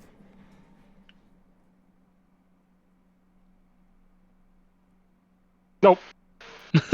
For all intents and purposes, Hachu has the first caseless pistol. There is no ejected casing. I just missed it. As we pan around to this guy, he's gonna move forward, let's see, 5, 10, 15, 20, 25. Actually, you know what? I'm gonna measure just to be safe, make sure I'm not doing the stupid. Alright. Yeah, he goes crawling forward, tries to make it through the fire, and let's see if he passes through or not. Gotta beat a 17 dex save. Whew, I'm gonna use bonus action to do. Wow, okay. That's 29, so doubled, that is 40. Was that 48 doubled? Yeah, that should be 48, so that is... Yeah, he tries to walk through the fire, and the lack of wind and gravity, some of the little tendrils of fire kind of curl in and around at the wrong moment, and just scorch him as he tries to walk through. He lets out a yell and this weird violin-like screech, like someone's just ripping away on a violin, and will, kind of disappear in a sort of, best way to describe it, sort of pop out of existence, kind of. We're fighting Lizard Enderman. Torin, you're up. Torin's gonna spin on this guy. I'm going to use predatory focus for this attack, and what I imagine is sort of a full-handed claw stab, like in the up above stomach, middle chest, whatever, high shoulder height for him. Okay. And is he within 5 feet of Nikos? I would say so. Check and see. Yeah, he's within 5 feet. Yeah, he's within 5 feet. So that's a 36 to hit. That'll hit. That'll hit all right. And in our panic, we are going to also apply Radiant Touch. Ooh. Make a melee spell attack against the target. On a successful hit, the target is overcome by the Celestial Radiance and will take 1d8 additional radiant. Alright, so that is, what's the total damage there? 10. Stretch. So 10 damage. Alright. He already used his reaction, so... Yeah, you, kind of scrape and slice over the front of his chest as some radiant energy kind of gleans off of your two claws that manage to make contact with them and rip away at some of the scales and flesh. There's a little slight flash of kind of spatial light, or lack thereof, as you do so. Do I see the radiant damage done, or... Give me perception. So the answer is no. Yeah. You can't tell if it's from the edge of his claws or if it's just the blood mix of whatever these things are. Maybe they bleed stars in space. You're not really sure. How could you touch it? I couldn't touch it. No, you just no. It goes slower. What else you got, Torn? That's it. Alright. We got to get to man number 3. He's gonna step forward, poof out of existence. Perfect. Pop back into existence. And is going to make 2 bite attacks against you, Peter. Ah, привет. It is a 12 and a 19. 19 hits. Alright. You take 6 piercing damage as these weird accoutrement mix of teeth just bite into your side and rip away. He's going to use bonus action spatial anomaly. He's going to make those 2 attacks again, however, not getting rid of the damage that he did the previous time. That's a 21 and a 15. 21 hits. Alright, 21 will hit. And he will bite you again in what feels like the same motion for 8 more piercing damage as he bites in again and rips away. Get to man number 4. He's going to run forward, makes a nice poof, and will pop up again. Poof. Next to you, Nikos, is going to make 2 bites against you. That's a nat 1. That's a nat 1. What the fuck? I'm Hey, gonna Torin. use luck. Nope. I'm using bonus action spatial anomaly. They didn't happen. He's attacking again. Okay. That's a 15 and a dirty 20. Hey, Torin. Damn it. I hate the hoplite. I hate him so much. Just be glad you never had to deal with tricks. Oh. Imagine Trix just missing 20 shots against him. See, we're not in. I don't like the ambush scenes because I don't need an action to take the whip out. You could do an offhand like pistol pull and then keep the pistol out if you want. Yeah, that's what we're doing. We're doing like an offhand, left-handed, under the swiping, stabby arm shot at this guy trying to. Are you doing the pedophile revolver execution pose where you like Yes. shoot under your elbow? Yes, we're doing Yeah. that. Just fucking bang, dad of the year. Yeah, roll me your attack. And we'll This has minus advantage. proficiency from it. It has advantage. It's pack tactics. Oh, fuck, yeah, it does. Alright, take it with advantage, we'll minus 4 from it. What a probably deadly faster. combo we make. Yeah.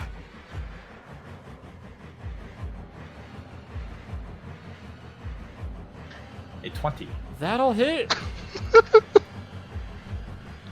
Pow! Torn, roll me a D100. Oh. Okay. That's such a good thing to hear. Oh no. 62. Roll me 2D20, please. Oh.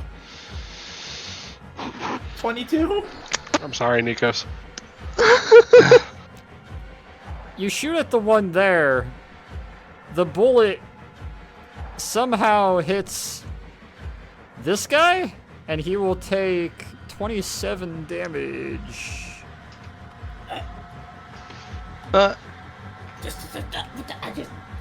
Bullets don't work! Bullets don't work right here! They don't work! Don't use bullets! I don't know where they're gonna go! Nikos, it is your turn. All right. Welcome to the Immaterial. Do not use bullets! If you have a Will magic do. weapon, now would probably be the time. Let's see how Spear does against these guys. Nice. Ooh, roll me a d6. Will do. Can't wait for him to backhand poor Torin with the pommel. Right, I know. It's right in the back of the skull, just fuck clunk. I need a More head trauma. I need a dex, not dex save. To maintain hold on your spear would be strength, I imagine, like a proper hoplite. Roll me a strength save. Mhm. Jesus. Well, Hold on. Hold on. Oh. Hold on. Where is it? Uh-oh. Yeah, there we go. I can re-roll a fail save. Ah, okay. Good shit. There we go. Okay. Indomitable! Yeah, there you go. Reroll that strength. There we Much go. better. Okay. You thrust your spear forward, and for half a second, it falls out of your grasp and is about to be launched into the nether like a fucking sabo. But your hand reclasps around it, and you catch it and draw it back into your grasp and ready yourself once again. You didn't lose your spear, but it didn't hit. All right, let's try this again. Fucking indomitable. That's better. That'll hit. 7 piercing. All right. And then offhand. That'll hit as well.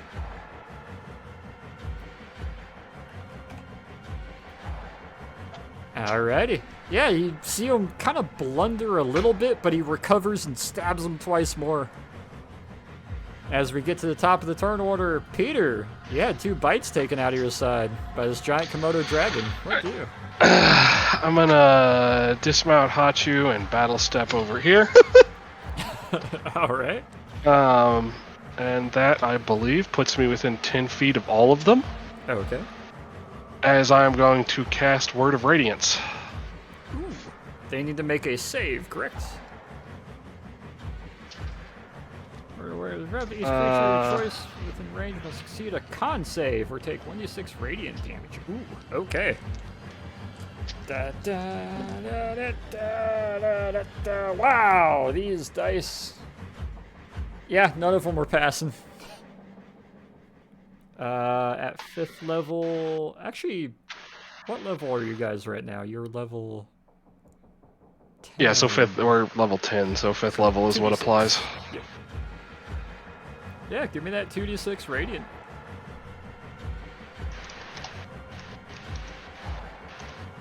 They aren't, like, considered undead or anything, right? No. In fact, they're not.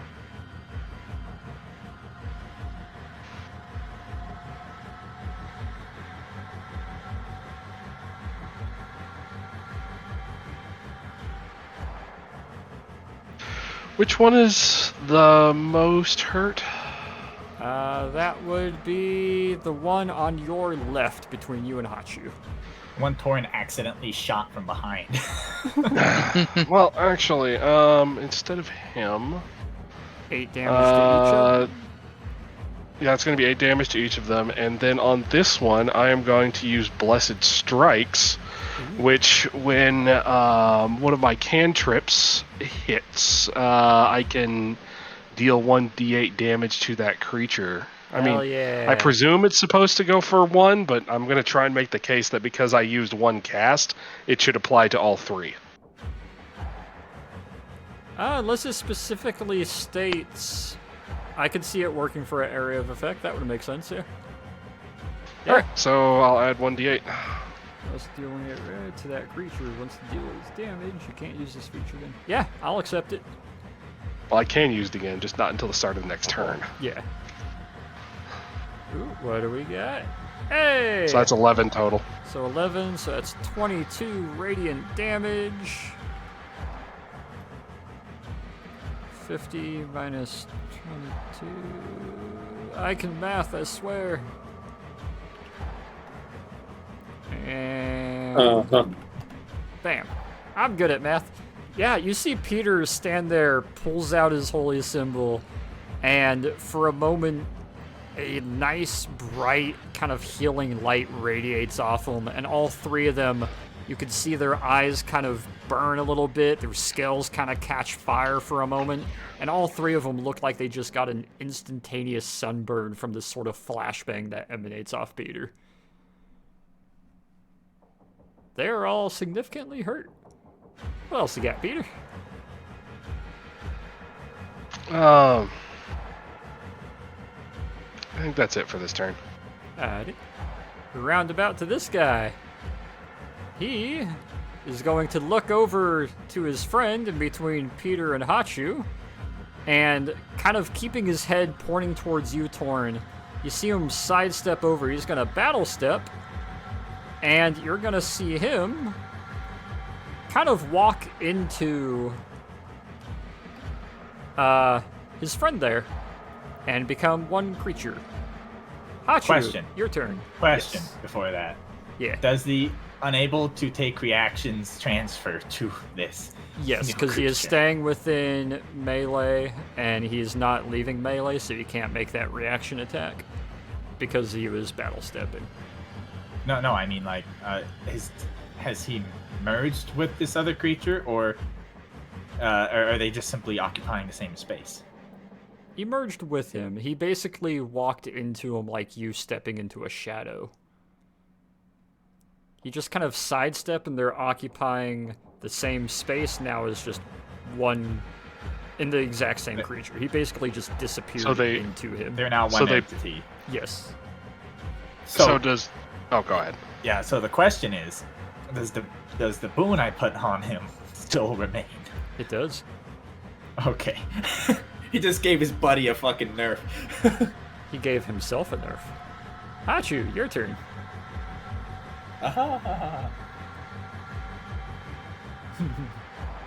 Well, I'm gonna cast Wall of Toll Fire. Dead on the next. Toll the Dead? On which one? On the one right across from me, the one closest. Alright. I do believe that means Wall of Fire will come down, if I'm not mistaken. Let me find Wall of Fire. Where the fuck is it? That's not it. I can post it up again if you need me to. Just trying to double check if Wall of Fire is a... Let's see, Ward of Radiance, Blitz and Strikes. Yeah, post it again for me real quick. I do not recall if it is concentration or not. Oh, it's gonna roll the damage dice for it, but that's fine. Click the spell description for me. There we go. Wall of Fire. It is concentration, so you will have to drop this in order to cast that one. that's okay. Alright. The Wall of Fire withers and disappears as Toll the Dead on that guy. He has to make a wisdom saving throw. Uh-oh. Nat 20. You try to cast it on him, he just kind of wiggles his head a little bit, sunburnt and charred, and kind of looks back to you over his shoulder. Can't Toll the Dead on the non-living. He was already dead! Yeah, he kind of shrugs it off as you try to cast it on him. You guys hear that loud bell chime out, but nothing seems to come of it. Just looks back like, bitch, what? What? What else you got, Hachu?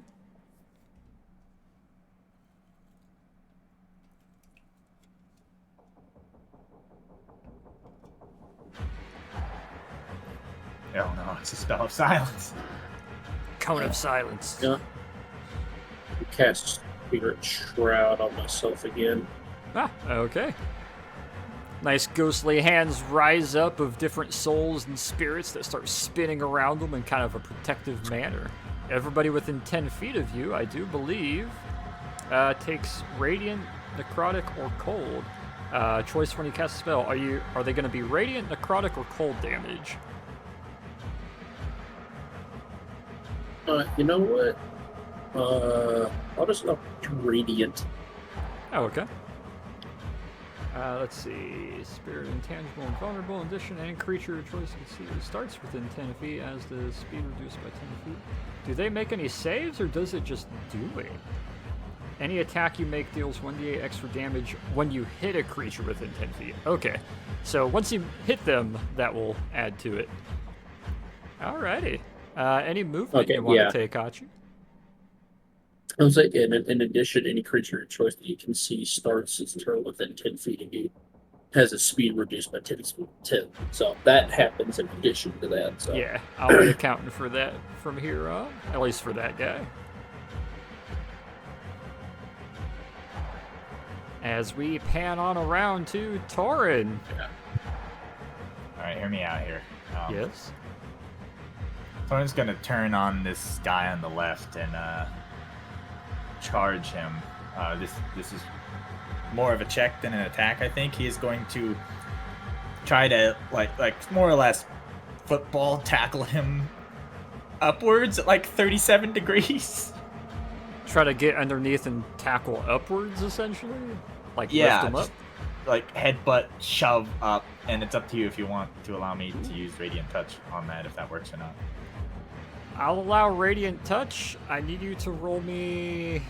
Let's go with Strength. Would I have advantage due to pack tactics for this? Yes, you would. Yes. Okay. You are within 5 feet of a friendly. Hey, 13. Hey. All right. Let me roll for him. Oh. But he can't take reactions. You'll make contact with his chest. You'll get up in front of this giant kimono dragon-looking creature.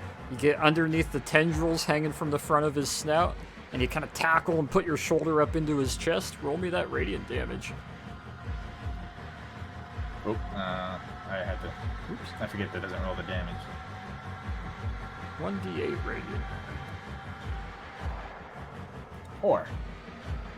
Ooh, so that'll be 8 damage. But the main question is, does this provide enough force to make him leave the ground? Peter. You see something fun and interesting. Floating 5 feet, 10 feet off the ground at a rapid trajectory with Torin's shoulder in his chest is now Torin and Komodo Dragon flying kind of awkwardly upwards like a balloon let go in Like to push off? upwards direction. I would like to push off now. Opposing strength, Torin. That is a 14. He wasn't supposed to stay stuck. Ah, oh, fuck. That's a 5. Okay. Bro just did the troll physics. There's a big ol' lizard turtle-like claw over your shoulder and the top of your back, Torin, as you are going with him now. Is the rope still tied around him? It's still 'Cause he tied hasn't around untied it yet. Torin and Hachu, Okay. yeah. Eventually Okay. that's gonna hit Slack. Can I, as a reaction, grab the rope and pull him down like a balloon? Perception. Sir Isaac Newton, you be. Wait, I'm not. By the time you notice the rope is just a little bit outside of your reach, you're gonna have to make that on your turn to do that. He takes off very quickly. Yeah, we now get to this guy's turn. Torin, he's gonna try to bite you twice while having you kind of up against his chest. That's a 12. Torin giving him a big hug. And a 10. Neither of those hit. He's gonna use his bonus action. He keeps the damage, but no, he's on the ground. Actually, according to all memory and encounter, Torin just decided to leap off into the sky. Yeah. Torin, that was not a good idea. I did it. Wait, does Torin remember what happened? No, to your guys' understanding, Torin, you just decided to jump. I don't know why. I'm sorry. I don't understand why I did that. I don't know. It just seemed like a good idea. Just Pull yourself explaining back as he's down the rope. slowly floating upwards and away. Nikos, he tried to bite you twice. Understand what was I Okay. thinking when I did? I like the mental image that he's like stopped, like flailing. He's standing there with like his ankles crossed and his hand on his chin while he's saying this. It's completely logical. In what world would I decide to? He tries to hit you twice, Nikos. Misses, but for some reason, you don't remember him missing. Nat 20 and a 17. Did either of those hit? The nat 20 misses. No, actually. But no, nat 20 always hits, even if. And Nat 20 brings it to a total of 26. It's That still a nat hits, 20. yes. But it's still a Nat 20, so that will hit. Okay. So one of I those thought will nat hit. 20 wouldn't hit if you don't have a bonus, but everyone has a bonus, so it's like whatever. Yeah. Nah, Nat 20 is always the guaranteed hit. Hey! I'm sorry, Diego. So you're going to take 16 bite damage as one of these weirdly Ow. get under your shield and into the top of your thigh. He just kind of gator bites in and kind of rips away. Does the other one miss? The other one does miss, though. The other one does miss, yep. I believe So- that means Peter gets to make a reaction. That So does. Word of Radiance is an area, effectively an area of effect attack, right? It is. Does that mean it's going to affect both of them? Technically, yes. Okay. However, I do believe we had stated when you fought the Telshines, it is restricted to... No, I didn't have Being Word of a- Radiance yet. Oh, yeah, you didn't. I got it last level up. You know, it's supposed to be intended for the one creature that missed, as per his group, but if it is a... I mean, if you limited- want it to be the one creature that missed, I will say I'm- we'll keep it limited to the one that missed, because it's tied to Nikos, not to the general area. Okay. But if you want to hit him with a... I'm only Word of saying that Radiance, because by the yeah. time I get to like level 11, this is going to be incredibly overpowered. Oh, yeah. Now, as far as Nikos goes, this is tied specifically to whatever creature it is trying to hit him. Yeah, nerf yourself Right. when applicable so the DM doesn't have to create damage tanks in every fucking... And also, you Mob. win some goodwill for when you really want to argue it. That's DC 14 save. All right. Nope. That's a hard no. You'll take that 2d6.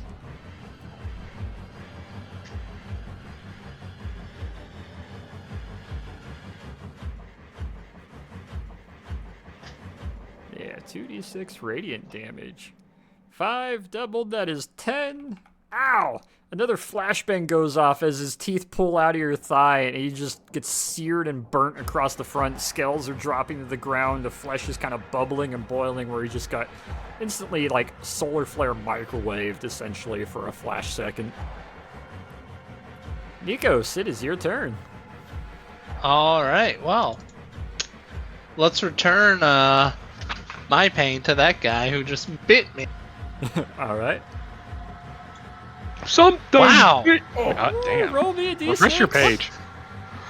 Refresh your page and then give me a d6. You've infected me with your luck. That's what happens when you stand near Peter. What have you done to me? This was happening before I got here. You go to stab him, and it kind of hits the ground and just ping, like bounces off the ground. You stab a little too low and just get shooketh.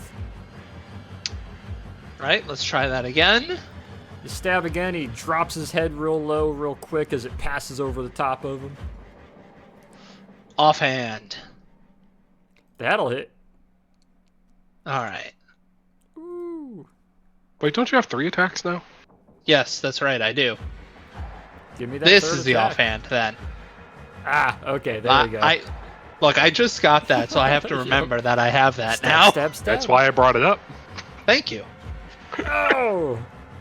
So, Nikos, you stab through the chest of this, and you can see your spear pop out of the lower mid of the back at the angle of your stab. As you rip the spear back out, he kind of pulls towards you, and then just idly, for some reason, gravity just no longer applies, and he just starts drifting upwards and away, What? and then gets pulled into a non-existent wind current and starts rapidly entering a weird spiraling sort of gravitational well. Oh, What else you got, Nikos? that's all. Peter, top of the turn order. Well, Word of Radiance has been working pretty well, so I guess he makes a DC 16 con save. Alright. Nope, he ain't gonna pass. And I'm gonna also push Blessed Strikes on this one, so Alrighty. Peter just letting off repeated flashbangs in the palm of his hand. He just walks in with like a 9-banger on the top of his palm. Privyet! Pop, pop, pop, pop. oh fuck. Okay, there we go. 8, 9, Hey. 10. Alright, 10 double, that's 20. This guy gets flashbanged in the face, the other side of his head now peeling off. He is bubbling. He just got microwave burst rapidly by a bunch of radiant energy as he staggers backwards. He's kind of wriggling and trying to figure out where to go. What else you got, Peter? Yeah, it's not gonna count.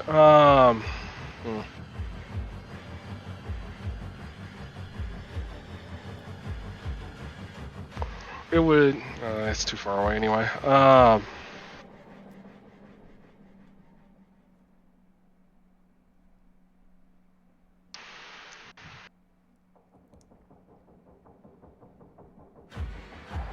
Not having a gun sucks for doing bonus actions. Oh yeah, you don't have a pistol, do you? I don't have a pistol, and my rifle and my Tommy gun are back in the museum. All I have is the sword, which isn't drawn right now. The D&D party using melee weapons and magic unheard of. Not in my due west. It's a shame that Torn doesn't have his Browning. It's basically a jetpack here. Yeah. Propelling himself with 30-06. Woohoo! Jesus. It's like Wally with the fire extinguisher. Exactly.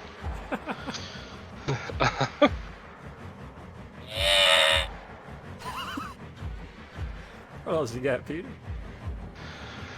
I'm gonna use my bonus action to try the blinding him with Sviet trick again. Gotcha. Dex.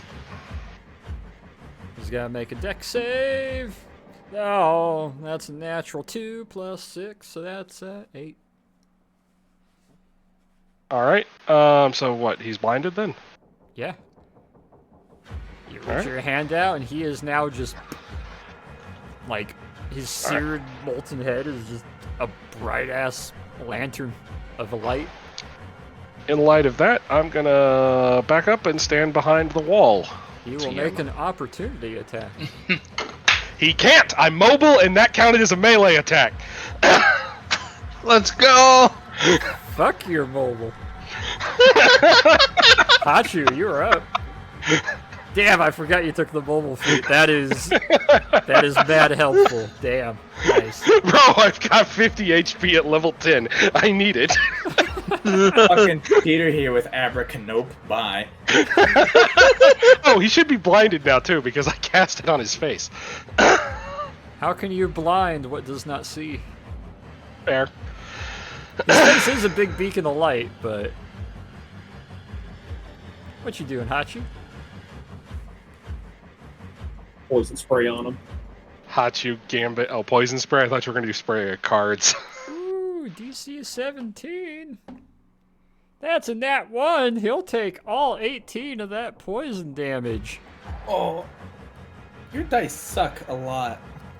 You guys ever see or at least understand what would happen to a xenomorph in 0G if you were to shotgun blast it in the center of the chest? Yeah. Yeah.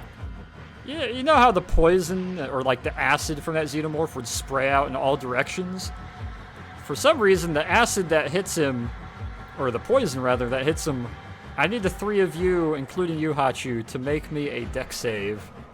Can I get bonus because I'm in cover behind Nikos? Yes, a good point. I'll allow it. I need a deck save from the 4 of you. Oh, Nico's is fine. Damn, Let's Nico. go! Peter is fine. Hachu and Torin, deck save, please. I need a deck save, but Yep. I'm floating away. It's star patterning outwards. Oh, Fine, yeah. 24. Despite a bunch of globs and drips of poison now spraying outwards, it just kind of flies emptily past you and disappears off into nothingness as the music comes back blindingly into your ears and combat has dropped. Pull Torin down! Yeah, Torin's just kind of hanging semi-slack. I still don't understand why I thought it was a good I'll get idea the to rope jump into and the- start reeling him in. Maybe you thought you were going to do a flip on him or something. No, I didn't. I don't remember thinking at all. Give me strength, Nikos. You got it. Why is Torin like 250 pounds? I mean, arm day is every day and every hour of your life, but damn, like Nikos' shoulders and biceps are actually having to put some effort into pulling this asteroid weight kobold down to the ground. Torin, you land very gingerly like a feather, just kind of toe tips. You're good. You seem to be a lot heavier up there. Oh, that's, I suppose he was being pulled away. so, I have one important question. And, what the hell was that? Great question.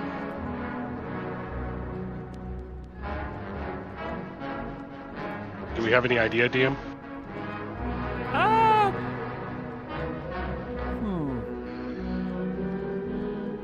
I'm trying to think who has studied or read up on that. I would say Torin may have been the only one who has read up on the odd and cryptid style of like monsters and beings and whatnot. History? Yeah, give me a history check, Torin. 8. I'm gonna DM you here.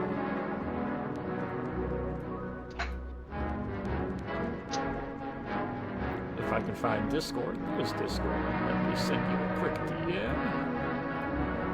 You know, I'm gonna stay tied to Hachu. Peter, Nikos, perhaps you two should consider tying yourselves together.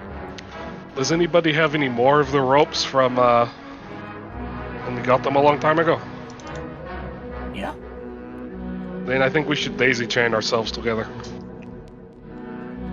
That might be a good idea.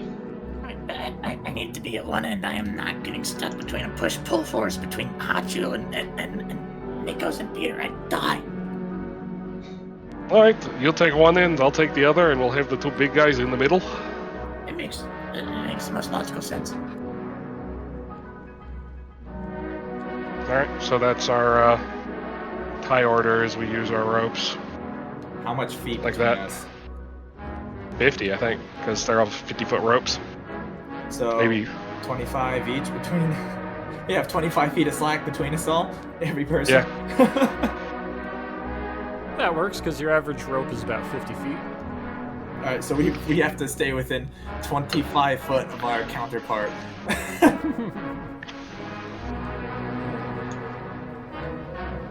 So you hear that, Hachu? I've been thinking on it a little bit. Okay. I would not expect to be referencing the works of Lovecraft anytime soon, given I mean, it's Lovecraft, but those creatures greatly resemble the young spawn of Cthylla, daughter of Cthulhu. You know, the whole thing with the Golden Dawn we ran into back in the summoning circle in the shady apartment. Entirely fictional, of course, but there's an eerie representation, given cataclysm and all. They're just. Well, there's usually some measure of truth in fiction, so it looks like we found it. Can you imagine what his writing would have been like in the Due West universe, though? The Oh, changes, because he was God. writing about his Yeah. own fears.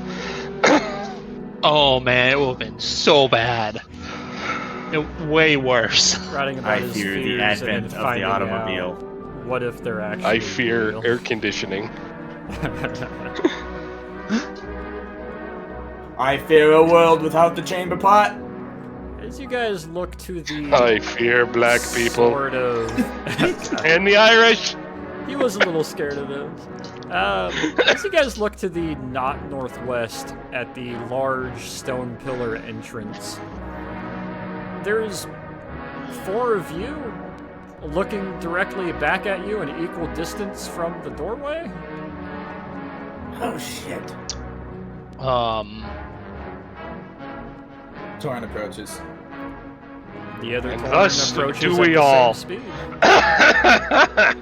Just kind of. Torn's already lifting a finger to point accusingly at himself. It's doing the exact same to you. I'm gonna take out another cigarette because I don't have my bandolier to do this with bullets. And I'm gonna try and throw it at an angle where it wouldn't bounce directly off a window. It would deflect sideways, so that hopefully it should go through either way. Like, if this is like a passage or portal or something. Raise it up and you flick the cigarette forward, and it follows the exact trajectory through the archway. And Peter too, cigarette does the exact same, following the exact same trajectory as it flies past you slowly. Does it make a warble in the air or anything as it passes, or does it just idle, floating by? Torn draws one gun. No, do Torn not also start draws shooting. one gun. You're going to start shooting. No, Torn holsters that gun and draws the other gun. Other Torn holsters that gun and draws the other gun in the exact same speed and fashion. Is it the exact same gun? Yeah. Are they talking when we Is- talk? Is other Torn's glasses broken? Yeah. When did your glasses break? When he face planted into the wall. And You can see the other user making this exact same conversation, and you can hear them. you just please can you perhaps fix this real quick? Yeah, I'll mend his glasses. Other Peter says he'll mend his glasses and mends them. I've had enough of this. This is interesting. Torn's gonna approach the doorway further. How about we dimension door to the other side? Well, they do the same. We just swap sides. You get really That's what we're close trying and to do, equal isn't it? distance away from the archway and the doorway to the other you. If they are mirror copies of us, they're going to be thinking exactly the same way, huh? Torn's gonna extend his hand. Other Torn extends his hand. We're gonna touch, and it's gonna be antimatter, and we're all gonna die. DM would not let us TPK like that. But yeah, he's Well, DM better not if he likes his kneecaps. the experiment here is that is there a physical barrier here, or are they quite literally going to touch hands? In the exact same way that the other monster... you know the T-1000 from Terminator, how he's able to walk through the bars? But it, he just kind of, jelly molds around it? Torn's claws and hand kind of starts going along your wrist as your claws are going through and along his wrist. They're not intersecting. He draws back. The other one draws back in the same way. I'd like to pick up the cigarette that was thrown through and take a look at it. You mean the cigarette that's a light year away now and off into the Okay. space? Wasting those. Boy, throws don't smoke. 100 of them like confetti. Where's the crackers? You have plenty of crackers. We might need to eat the crackers. Oh, we might need to smoke the cigarettes.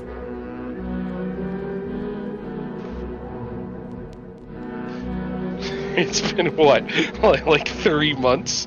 So you're not even since Torin first smoked a cigarette. He's already a chain smoker. I'm gonna take out my camera and I'm gonna take a picture of the mirror, us and Torin sticking his arm through Torin. Alright. Got a nice picture of that if you want to add that to your picture repertoire. I just kind of remember those. I remember the lore is any of the pictures that show up in the home screen are by me, That makes sense. or at least with my camera. I have a theory. Is No. the theory that we just need to walk through? Torin looks at Peter and then just turns and walks through. I'll shrug my shoulders and walk through Wait, right wait a behind you. minute.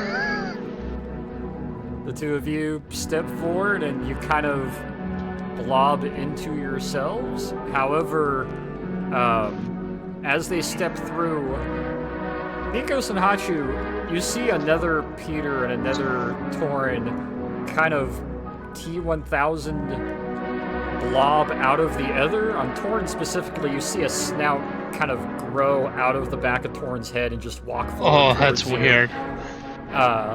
However, those two continue walking and kind of like you're dragging a slider, just kind of fade out and disappear, leaving the two of you now standing there with the rope extending into the mirror looking at yourselves. Wait, re-explain. The other two what? So So the mirror of them didn't come out. yeah, the mirror sides walk through, and you, in the same way your hand did with your wrist, another you walks out of the back of you, and same for Peter, walks towards Hachu and Nikos. However, those two, like a slider is being drugged, just kind of fade until they're not there. And now Hachu and Nikos are looking at that reflection with the rope just kind of going into it, connected to another Hachu and Nikos. The rope is still like kind of tight, right? Like it's not Oh, yeah. like it's been cut or anything. Yeah, But- it's tight. So they can see All right. Hachu. Wait. So they can see Hachu and Nikos themselves on the other side. They can also see Peter and Nope. Torin on the You other guys side. aren't there. Oh, we aren't there. Oh, Well, what does Torin see when On he we go. goes back? I'll get the to rope's that still in a second. tight, so Torin, you say you look back. Yeah, before they cross. You see yourself, and you see Peter both walking through, looking at Nikos and Hachu as they start walking forward.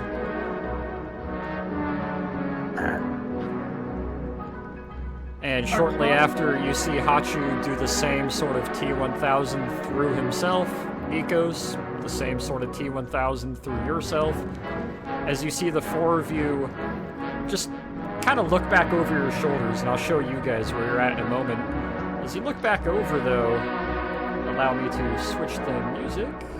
No, it's about a point of experimentation. It was The four of you, you see the backside of the four of you, rope tied together, as you four continue walking along the path that you were just on, looking around, seeming to have a conversation, stepping over the crack, making the little rope pool leap, and just starting to continue their way down the path to Hell, where they made you it look guys so originally easy. started.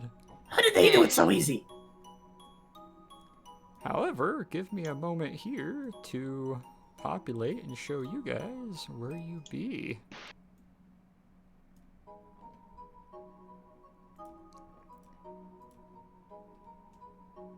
Sorry, so you're telling me for a very brief period of time after Torin and Peter crossed, there was a Hachu and a Nikos on this side, or there wasn't?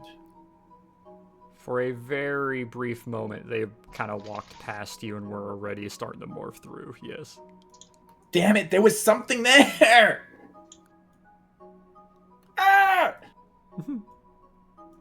I'm screaming. Torin is, or you are? I am. Well, Torin is a little bit, because it was an anomaly there that he didn't get to explore because he had his cross too quickly.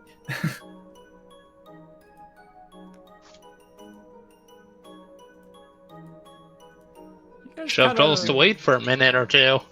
look forward. You find yourself on what seems to be a third of a remnant of a large kind of ballroom with a staircase of sorts, a couple steps that lead to a lower landing of nice marble, or at least used to be very nice marble.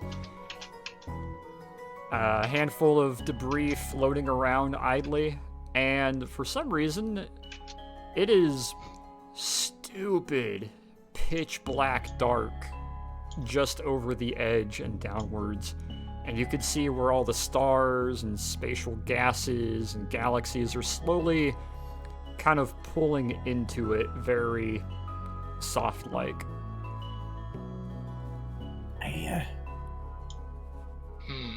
I don't like this. No. Neither do I.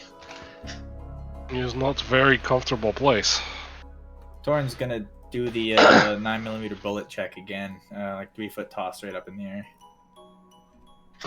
You toss it upwards, and it drops flat back down into your hand, like it would normally. 5 feet. Toss it up 5 feet, drops back down normally, flat into your palm. Things seem more stable here. Is it a good thing or a bad thing? I'm gonna say, gesturing to the collapsing edge of the... That's a good question.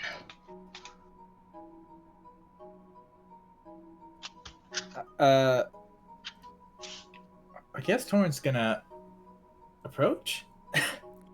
Do Are you at the end of any your rope? you speak, do any of you speak deep speech? Yes. Hachu does, I think. Oh. Let me DM Hachu and Torin then. Give me one moment. I swear if this is fucking Tython.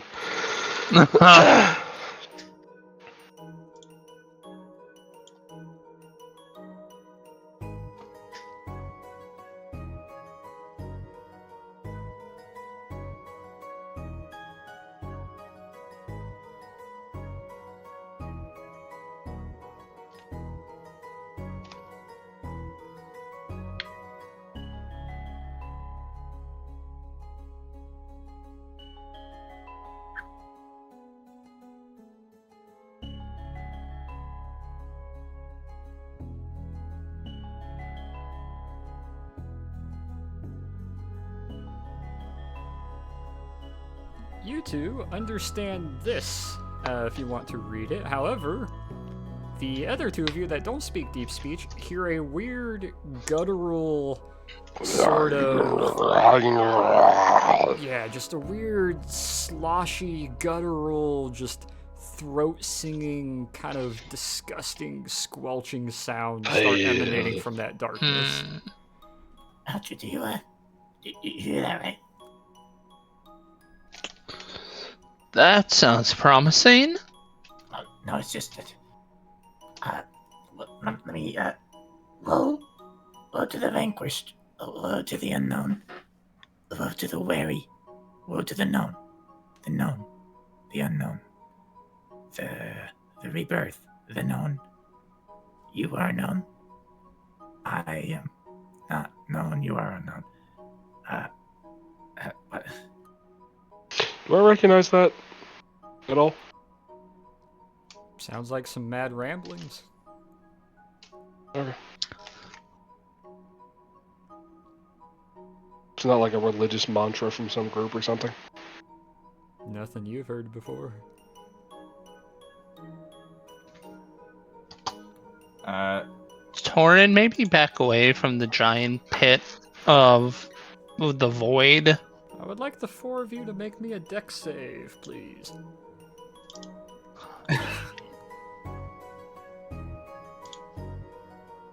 17. Ooh, 19 at 12 from Nikos. Caught you. And a 15. I saw that almost land on 20. That would have been rough. Hey, preemptively, Torrance having his whip in his hand. No more of this fucking, like, rolling initiative without that shit ready. The four of you feel the platform that you're on and the remnants of this building start shaking violently. Bits of it are crumbling away and just joining the overall spiral and advance of gravity and lack thereof and direction This sucks. and movement. And it comes to a nice still as you're able to keep your feet underneath you. And I would like a initiative roll, please. Ha! Ha ha ha!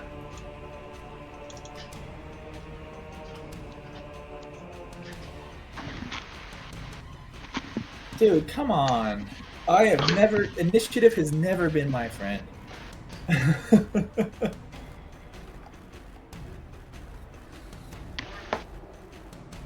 You hear more of that guttural rumbling and groaning and griping.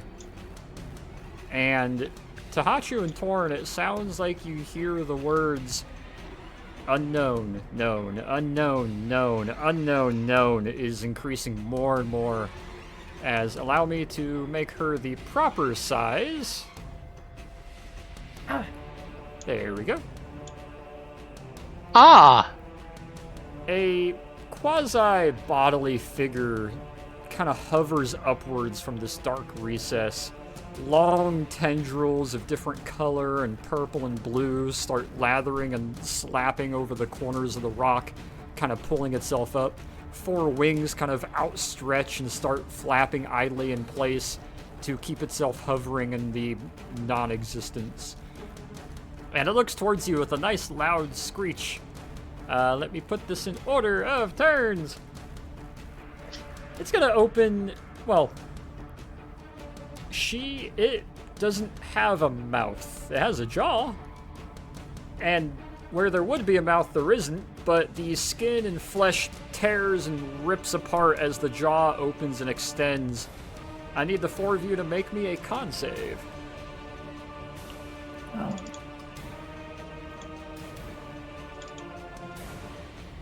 Nah, Peter is like, be gone, foul beast. You are not God! Torin, you take 8 psychic damage. And you will be unable to hear anything for 2 turns. However, the rest of you only take 4 psychic damage as it just kind of hurts and rings your ears a little bit. Hey, Peter nat 20. He shouldn't take any. Peter will take no damage. Yay! You're right. She Yeah, will Torn then drops to a knee and, like, cringing. Like, raise 1 tendril up and allow me to measure. Where is 40 feet? So 40 feet is pretty much All of us. 38. Yeah, I need everybody. Dex save. 8. Damn. Goddamn, Everyone solid dex except for saves. Hachu passes. You either leap upwards or duck down, except for Hachu, who, understandably so, about 18 feet long. Hachu, you're gonna take. Torn ducks unintentionally by taking a knee in pain. Yeah. Hachu, you take 7 bludgeoning as one of the large tendrils is swung outwards and across and clocks you in the side before continuing onwards. As we get to Nikos. What? All right. Well, let's throw the spear, because I don't want to approach that. Let me double check the AC. That will hit. All right. All right. Oh, this is so much Then, math. bonus action, Damn. and bring it back and throw it again. All right, it rips it back out, stabs back in for another 6.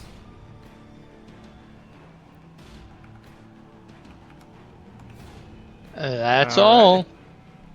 Yeah, you stab it twice. The spear is now sticking out of one of the tendrils up near where the lower shoulder joint might be. Peter, you are up. How hurt is Torn looking? He's alright. Yeah. In that case, how?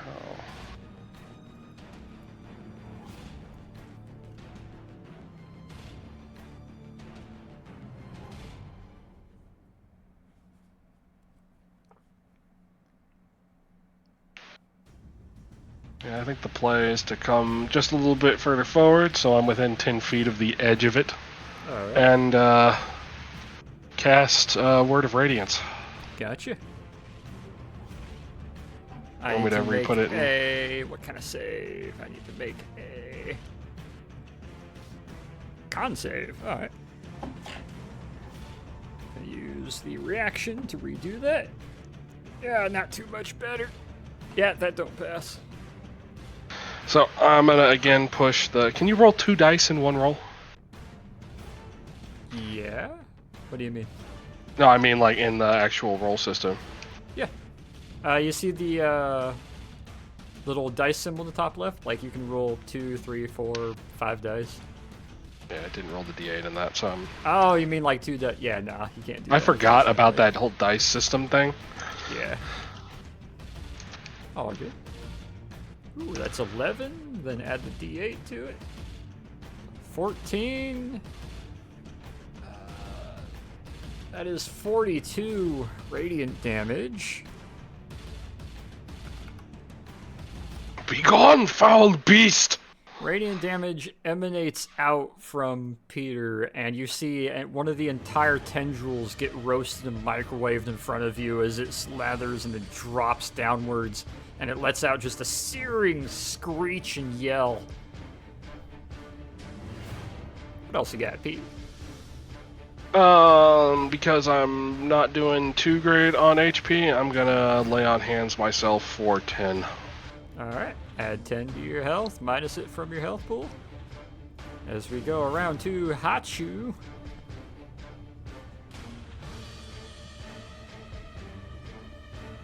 What do you, Hachu?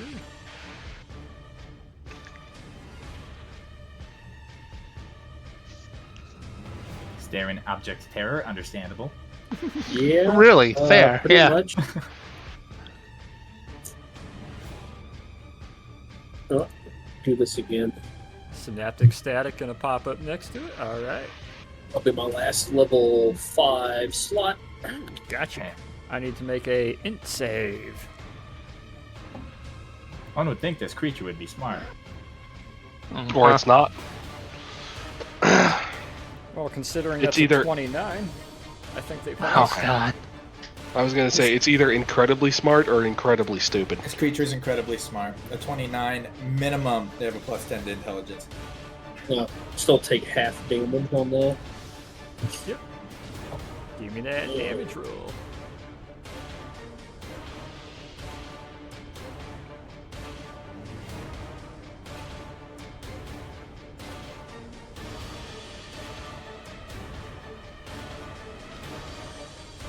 Alright. And that is psychic damage. That is half of 31 is 15. Or 16. Fine, we'll go with 16.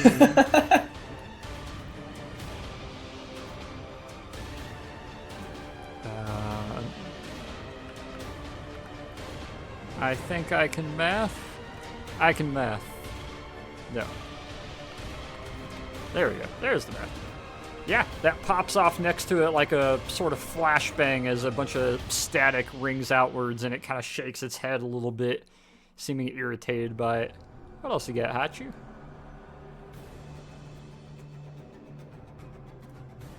Sorry, I'm trying to be a little quiet. My parents are falling asleep over here. I understand. Just shoot it. Aww. Raise pistol up, fire a shot. That will not hit, as it will pass between 2 of the tendrils and off into space. Any movement you'd like to make?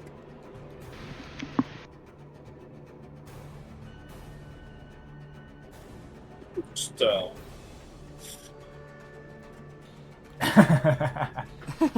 Slithers on back and gets to the back wall. Alrighty. Torin, your turn. Bottom of the turn order. Given the fact that he can't hear, and he's confused and upset, and he just had a bunch of damage done to his brain, he's gonna let the whip uncoil from his right hand, which he's holding. He's gonna cross draw the monster pistol with the left, and he's gonna be a little bit dramatic. He's gonna stand up and he's gonna shout, probably in bad accent because he can't hear himself talk. It's just like a. Well, then, be known then. What the hell are you? And he's gonna whip it. Ah, alright. Is he shouting that in English or in Deep deep speech. speech? Ah, okay. Yeah. And does the 18 hit? The 18 hits. 10 damage. Ooh, alright. And offhand, he's gonna shoot it with the pistol. Alright. And miss. That will miss. Negate 1d4 additional lightning damage if whip hits metal on target. There is no metal on her. Oh right, I forgot. We should stat that differently later. Yeah, we gotta fix that a little bit. But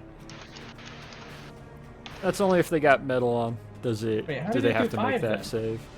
I mean, there's a spear in her at the moment. The 5 is from the slashing, and then the lightning is just the latent lightning. If they're wearing metal, it is an It's an additional additional. d4. of Oh, metal. never mind. It's statted fine then. Okay. Yeah. Does you're it good. do additional damage because it's divine lightning? No. It's Still, not this- divine lightning. You had to try. This is your like the parties. This is your guys' first time ever seeing this. Torin has pulled out a whip, and when it lands, it cracks like a fucking circuit breaker like a fucking 80 amp circuit being overloaded. Just Can I see the chain on the end, or is it? Oh yeah, it's pretty. It almost looks like a cat and nine tail, but it's just 6. It's frayed out with 6 chain links that have been cut in half to be like hooks.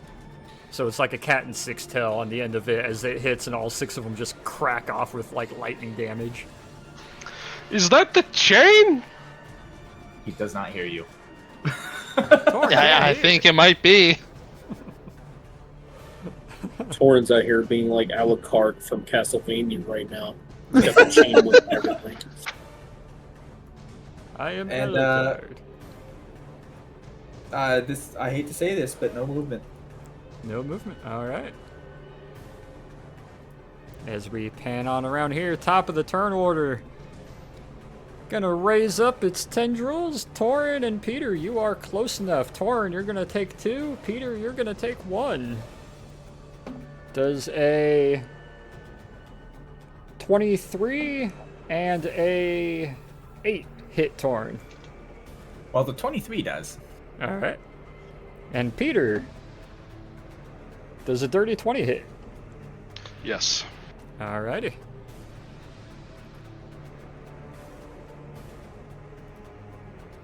Let me type this in here. Why do you have to type for damage? What are you doing? 14 D10, and we're all dead. Torn, you will take 9. And Peter, you will take 7 bludgeoning as 2 of the 3 tendrils that come dropping down smacks against you guys. She's then going to raise up and arc her 4 wings outwards and then flap them forwards. Nikos, Peter, and Torin, I need con saves from the 3 of you. Can I get advantage Con. for passing it with the 20 last time? No. Not is this for different this type of one. con? This is a different type. Ooh. None of The you are Holy going to Man. pass. Oh shit, that's a high con save. But still, the Holy Man held out for like an extra 2 seconds. The powder of Christ Capra! Each of you are going to take 26 damage Oh! as you guys are just Ow. bludgeoned by non-space and non-wind that rushes forward and hits all of you. It just kind of bruises you, almost cracks ribs. It is just a concussive lack of space that hits against you. As we So round Torn isn't- around to Nikos. Torn isn't looking very good now. Don't worry, neither's Peter. Well, bonus action, get the spear back, and then I'm gonna throw it again. All right. You chuck the spear, that will make contact. Just curious. All right. It hurt him, but it didn't respond. Hmm? When Torn shouted to it in deep speech. It didn't quite respond. It acknowledged it, but didn't seem to respond directly to it, no. Okay. Ooh, 9 piercing. All right.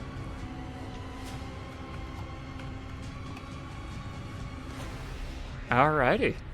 Yeah, you recall your spear, chuck it, stabs into the side of it. It hurts, but it doesn't seem to inflict that much. What else you got? Alright, I'm gonna get closer. Alright. Gonna close That's with all. and get inside where the tendrils are kind of sliding across the ground. Peter. I'm within 15 feet of it, right? I would say, yeah, measuring that's within 15. I'm gonna throw my canteen of holy water on it. Holy shit. Pop the cap and toss it like a fucking Molotov. Roll me dexterity. If you drop it, I'm gonna kill you. Woo! That will hit. Nice. Okay, give me a moment. Let me roll something here. The power of Christ fucking compels you.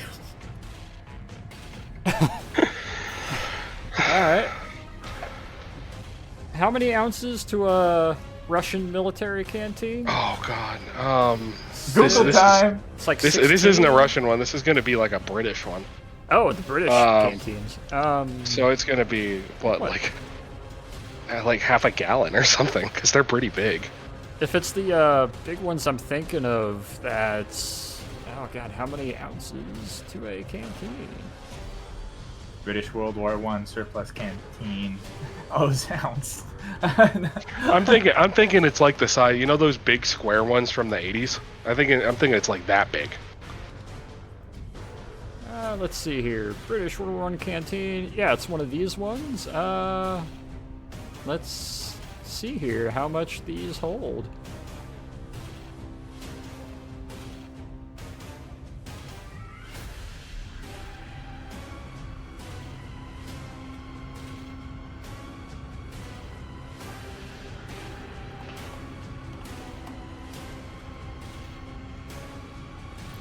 These hold 33.8 fluid ounces, so we'll say 34 ounces. That's a big canteen. Hey, Peter, Need a lot of water on the battlefield. Yeah. give me 34 d6.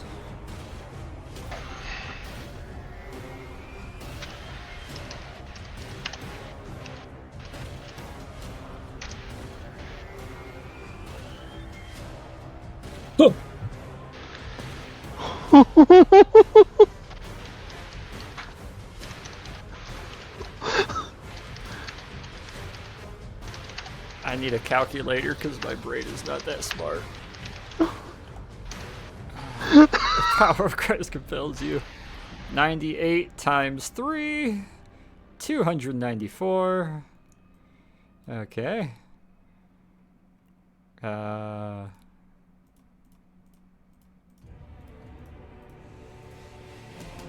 Ooh, okay. Jesus actual fucking Christ. This canteen flies forward, impacts against it, explodes as it smacks against one of the tendrils, and normally an ounce would be thrown forward to inflict damage on things of prone to very religious sort of what would be the best way to describe it? Radiant power. Well, as it spills over it, there is almost xenomorph-style holes just melting through it, ripping away at it. An entire tendril drops off and falls into nothingness and expanse. It rears out. One of its wings has multiple holes that are growing a little bit in size to about grapefruit, like it took a bunch of buckshot. It is reeling in pain. Congratulations, you have it down to 2/3 of its health.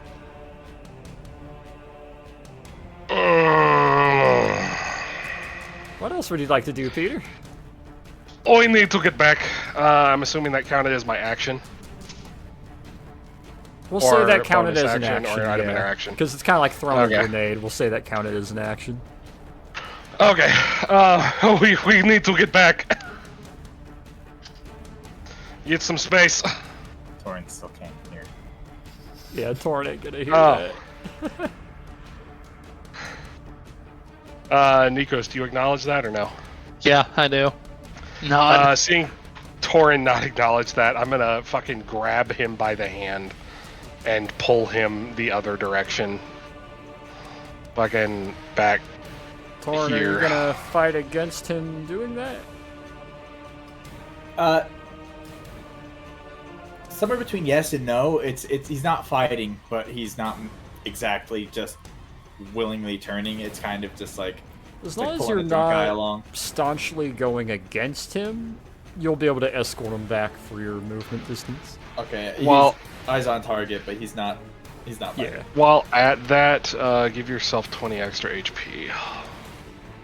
Ooh. Or rejuvenate 20 HP from my bonus action. Bonus action, lay on hands, as he's got his hand on your shoulder or on your hand and heals you. The hand holding of life! So what if we, held hands and healed each other? I mean, if you want to. Hachu, it is your turn. I get this picture of fucking a pair of like paladins or clerics or whatever with lay on hands doing like a dance, lay on handsing each other, but they've got like fucking like skirts made of flails as they're like doing a dance, spinning around through like a group of low level enemies. The ballerina fighter. Yeah, like it's like a pair of them doing like ballroom dancing. What you got, Hachu? Grab. So put that right on top of it.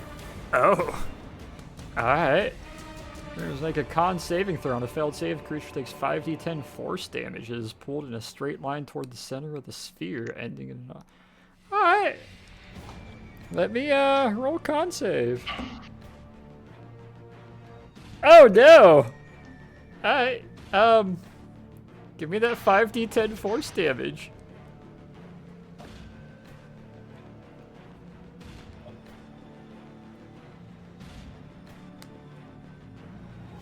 Oh no. Are you casting it with 5th level or? Ah, yeah. 4th level. 4th. Okay. Wow. Okay. 28 damage. I need the calculator. Gotcha. Ugh. Yeah, a black hole grows and forms underneath its left wing, grows and then shrinks rapidly, and with it goes another tendril, their lower left shoulder, their entire left wing, and the bottom half of their top left wing just gets ripped away and disappears into somewhere as it lets out this shriek and a yell and thrashes, trying to reach up and grab at that. Looking over, it is getting very, very angry. What else you got, Hachu? Holy shit. Oh, why not? Offhand Browning, that'll hit. Roll me damage. Yeah! Fucking pew! Hit it with a little 9mm as it just insult to injury goes through the shoulder. Torin, you are up.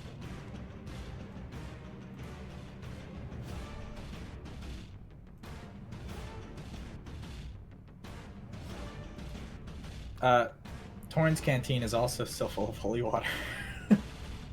It is.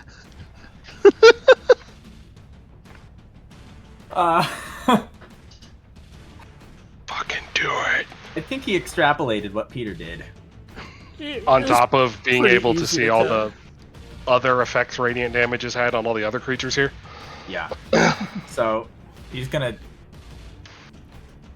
unscrew the cap, take the pitcher step forward, and Almost like twisting the bottom off a grenade and chucking it. So yeah, use your action. Make me a dex. and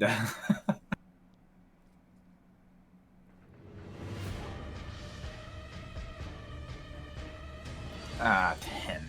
You can add your proficiency to it, like I did for Peter, because you are throwing a grenade, and all of you guys are proficient at throwing. Oh, what would that? So 14. So that would be, yeah, 14. All right. Yeah, that's one above the AC. How many ounces was it again? What kind of? 34. 34 ounces? What type of canteen do you have, though? I don't know. We never exactly went into detail on it. I presume they're just British Army issue we picked up. You know, that would With make the sense. OSS. You have been with the British, so yeah, give me that 34d6. Jesus, how do I roll that? slash R Space. 30 space 34d6. Oh!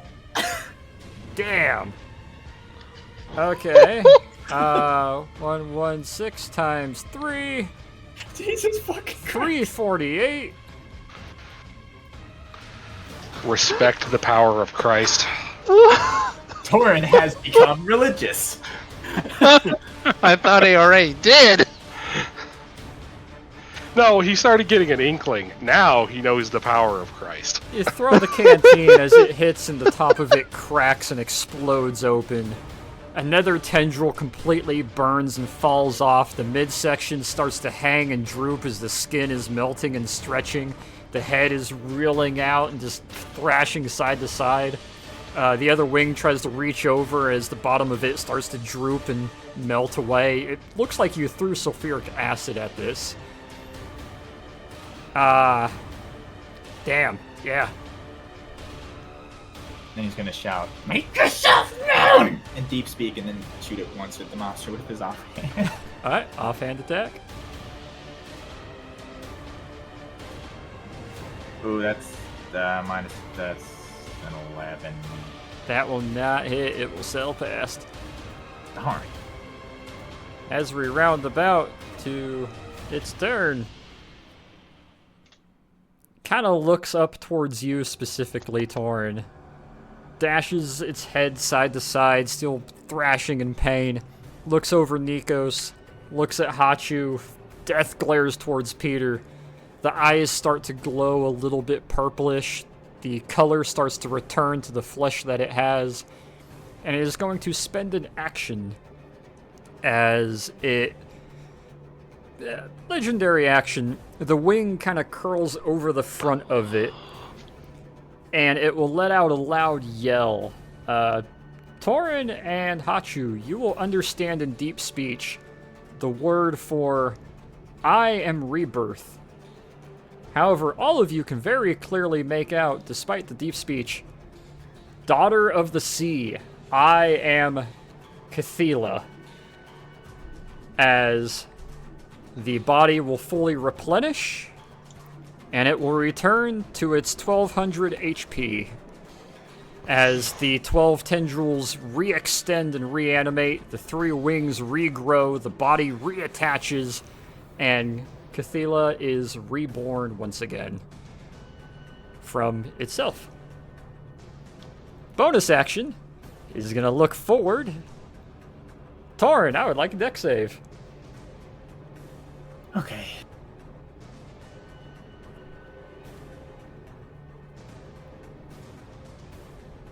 Whew. You're going to take half damage because it meets. Oh, great. It only has 2 of these. Oh, damn. Okay, cool. You take 9. You take 9 bludgeoning as a sort of lack of space rockets forward and just kind of impacts you in the center of the chest, almost cracking a rib.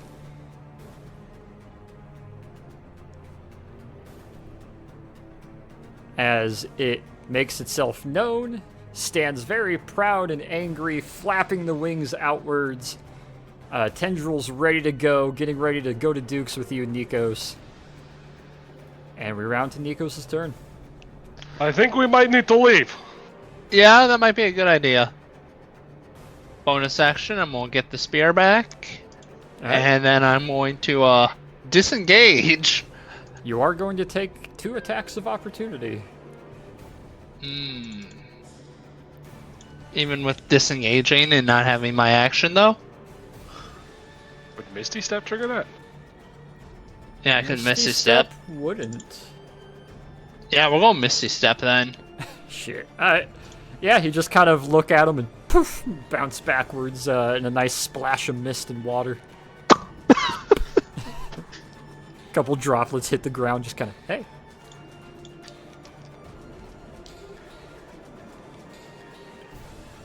The question is, how do we get out of here, though? I think the play is to try and run back through the door first.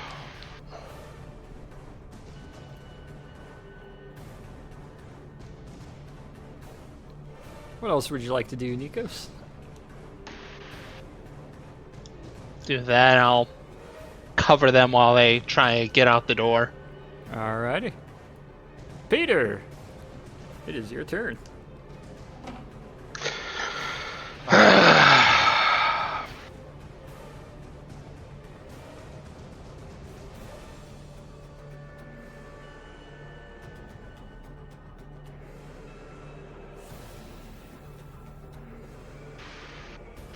What does it look like right here? The former mirror door. Give me investigation. There's a bunch of white mist. Kind of. It's technically not. There's something there, but there's not. As you look at it, you're kind of almost not quite dizzied, but there's kind of a something there that isn't there.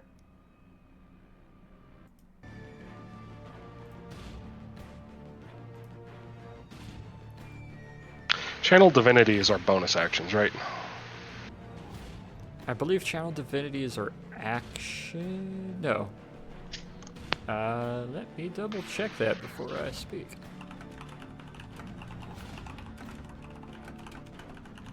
Peter, Torn can hear again. It's been Huh? 2 turns. I can kill this. I can kill this. How?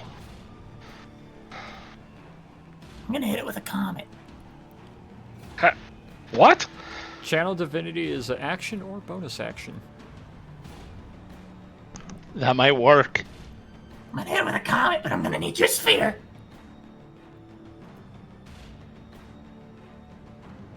What do you need me to put it on? Us. Hachu, get over here.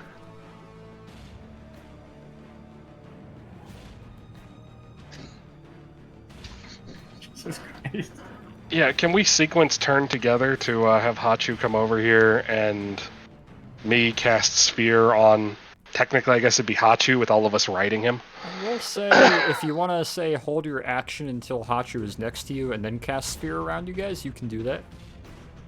Okay. I think I have what, 3 charges of Channel Divinity? I just realized I don't have anywhere to track that on my sheet.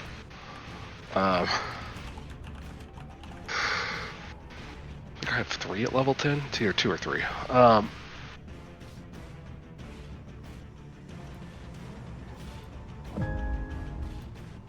I'll let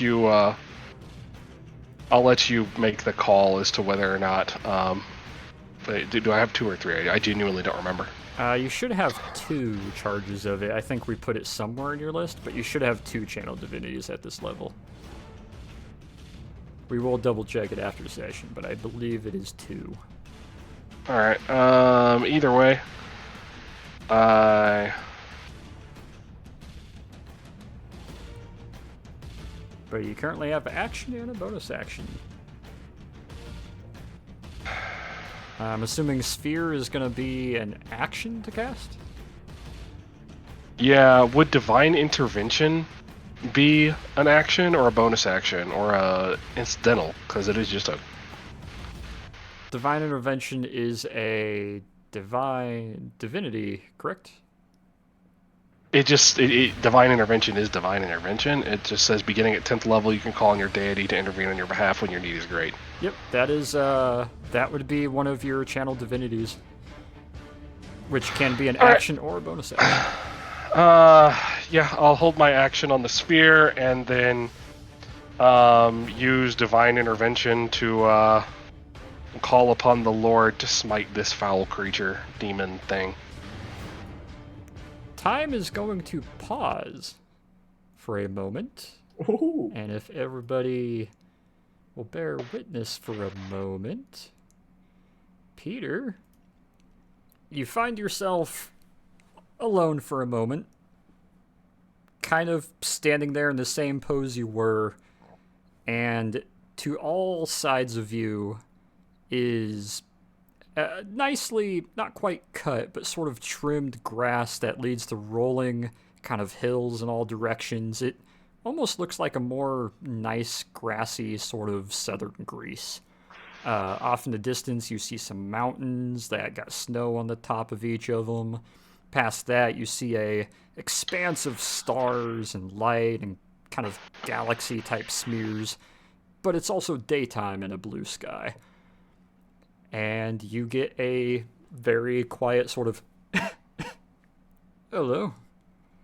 And there's a gentleman sitting there wearing kind of a very formal but not quite uniform kind of mix of robes. It's kind of a Orthodox priest and a Catholic priest kind of mixed together.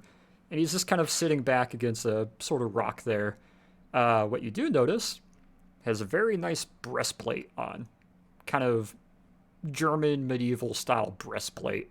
Has two gauntlets made of what seems to be almost a sterling, if not shining silver.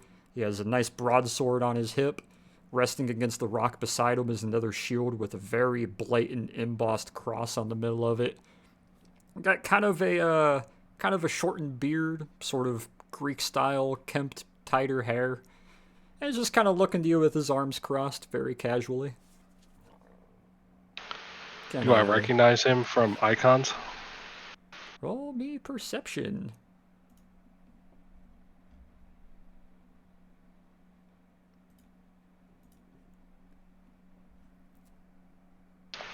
Ooh. All right. I'm going to give you a list of choices, and I want you to tell me which one you think best fits Peter. Of saints and Not so archangels. much saints. Is Peter more of a strength, speech, health, power, prayer, glory, or blessings?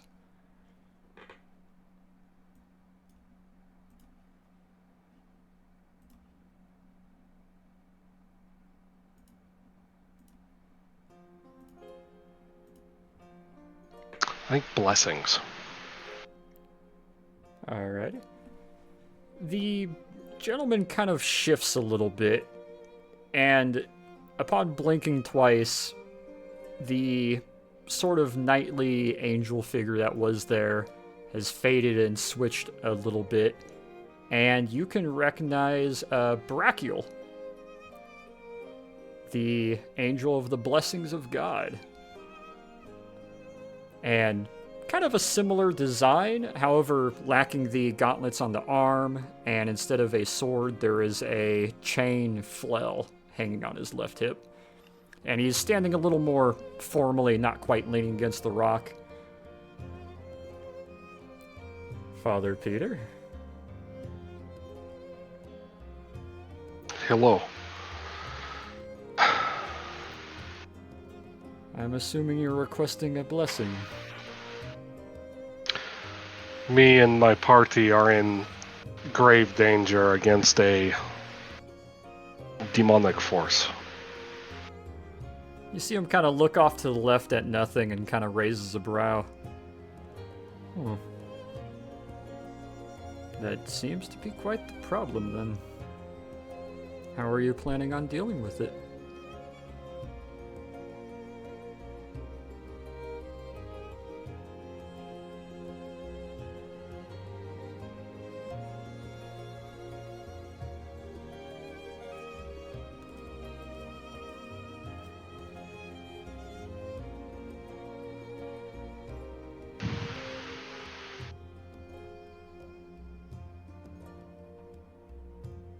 Contemplation.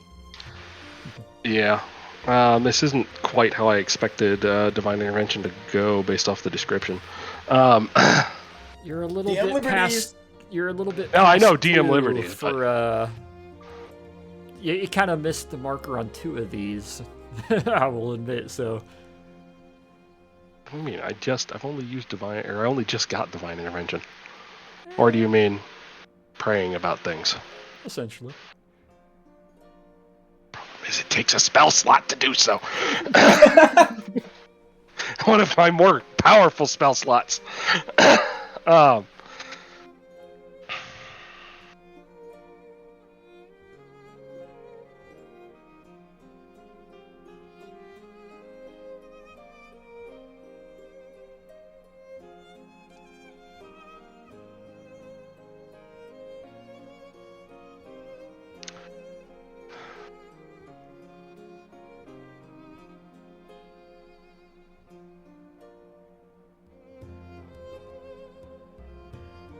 He starts to kind of raise a brow after a minute.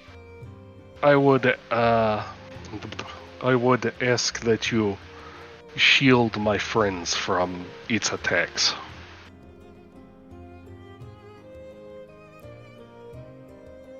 I feel I may be the last that need remind you. Protections and interventions are not something made readily common.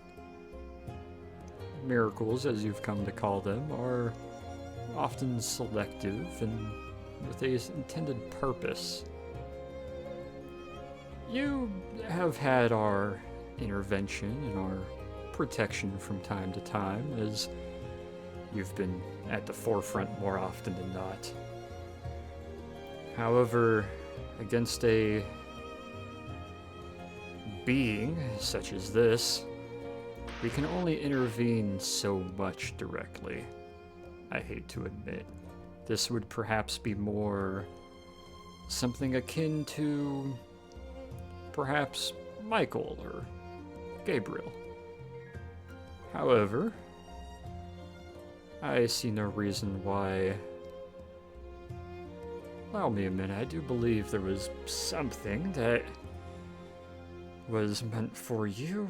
And you see him kind of look down and almost like he's looking through a metaphorical cupboard or drawer.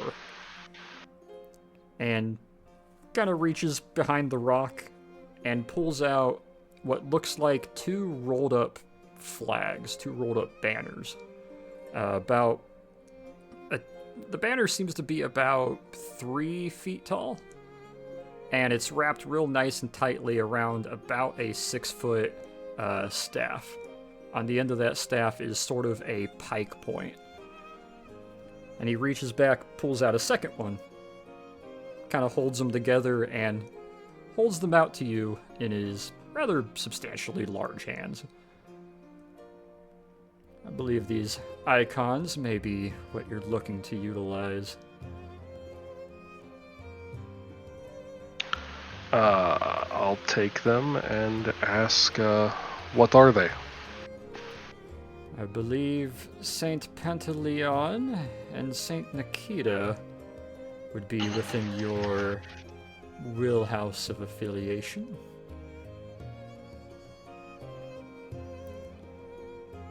While we cannot directly aid in this particular instance, whenever you should need, trust in God and give prayer. I'm sure you understand the list of fellow angels and their purposes. When praying, think of the angel that you wish to aid you, and they will aid you in that time. For now, all I can do is impart on you these.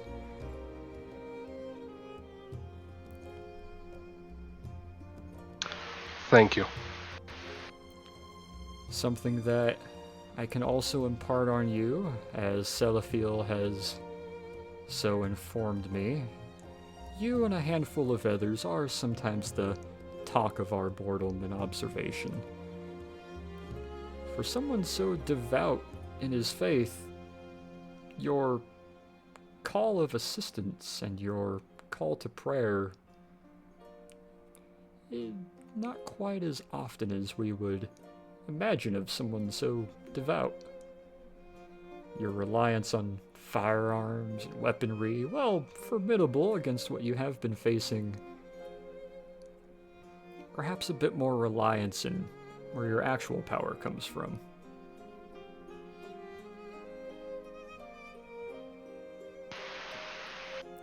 For now, return to your friends. You seem to have a good idea of how to thwart whatever that is. And you see him kind of put one hand over the center of his chest, the other hand raises up with a flat palm, making kind of hand up towards God, and closes his eyes, as you will find yourself popping back down next to him. Give me a moment here to DM to you to add to your notes. Whenever you use that particular feature to prayer and call upon God for his assistance, think of one of these or one of the angels, and they will assist you in one of those correlations, be it health, speech from Gabriel, power from Uriel, prayer from Cthylla, should you need glory in some way, Yegadil, should you need a blessing from Barakiel, should you need strength, comes straight from Michael. In addition to that, you now have 2 icons. I'm going to copy-paste these to you. It takes an action to utilize them.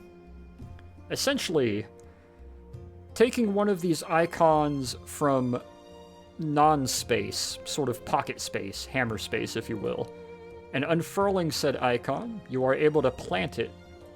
Upon planting it as an action, you lose the ability to do certain things, however it comes with other bonuses to it. Add the icon of Saint Nikita and the icon of Saint Pantaleon to your inventory. I'm going to pin that for a moment. Yep. Might take a little while to read over that. However, as you come back to the realization, I would like you to fully heal and fully replenish your spell slots. Does that also apply to land hands? Yes.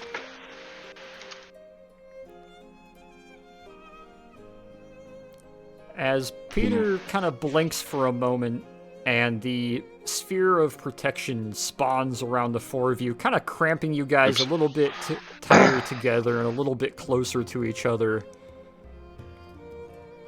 And, Hachu, anything else you would like to do from within said sphere? Can you cast out of the sphere? If I'm not mistaken... No, things can't go in or out of it, actually, yeah. Is there anything you would like to cast inside the sphere, Hachu?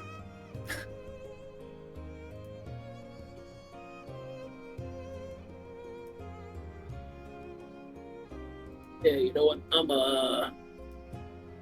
cast stuff. He's gonna cast Fireball and kill us all. Wolf.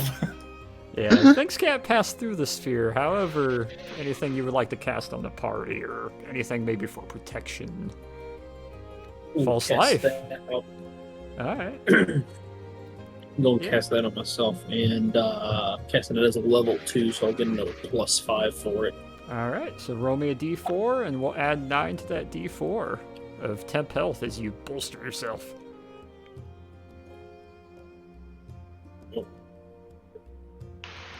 at the space.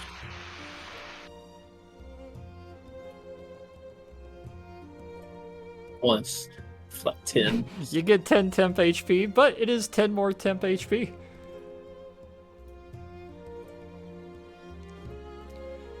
As we round about to Torin, it is your turn. Guys, I'm sorry about this. It's the way out of this. We're either gonna live or we're gonna die. And I'm gonna do it. And he's gonna reach down Oh, into we're his the satchel, meteor. and he's gonna pull out a scroll, Mm-hmm. and he's gonna unscroll it, and he's gonna look down upon it. And have you ever heard of Halley's Comet? Yeah. So yeah. So you're breaking the seal on the red and black horseshoe and star? Call a celestial body. Yes. All right. You guys see him take out this particular scroll, hook a thumb claw underneath the wax stamp, boy. and it's red and black mixed ink and wax of a horseshoe with a nice 5-pointed star in the center of it. He pops the seal on it as the scroll unfolds open. Torin, minus the red and black scroll from your inventory, I'm assuming you're thinking on Cthylla. This fucking thing. Yeah. Roll me 100 d10. You ready for an 11-kilometer comet? I think 100 D10 is a little bit of an understatement for.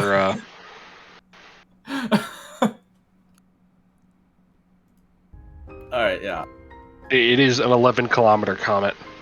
Mm-hmm. Is it still 100 D10? It's still 100 d10.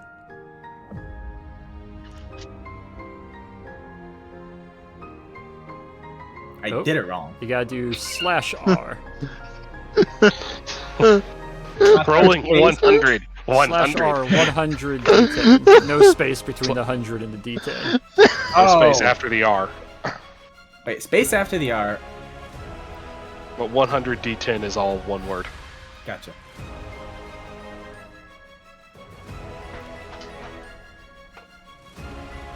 Oh. Alright. It is radiant.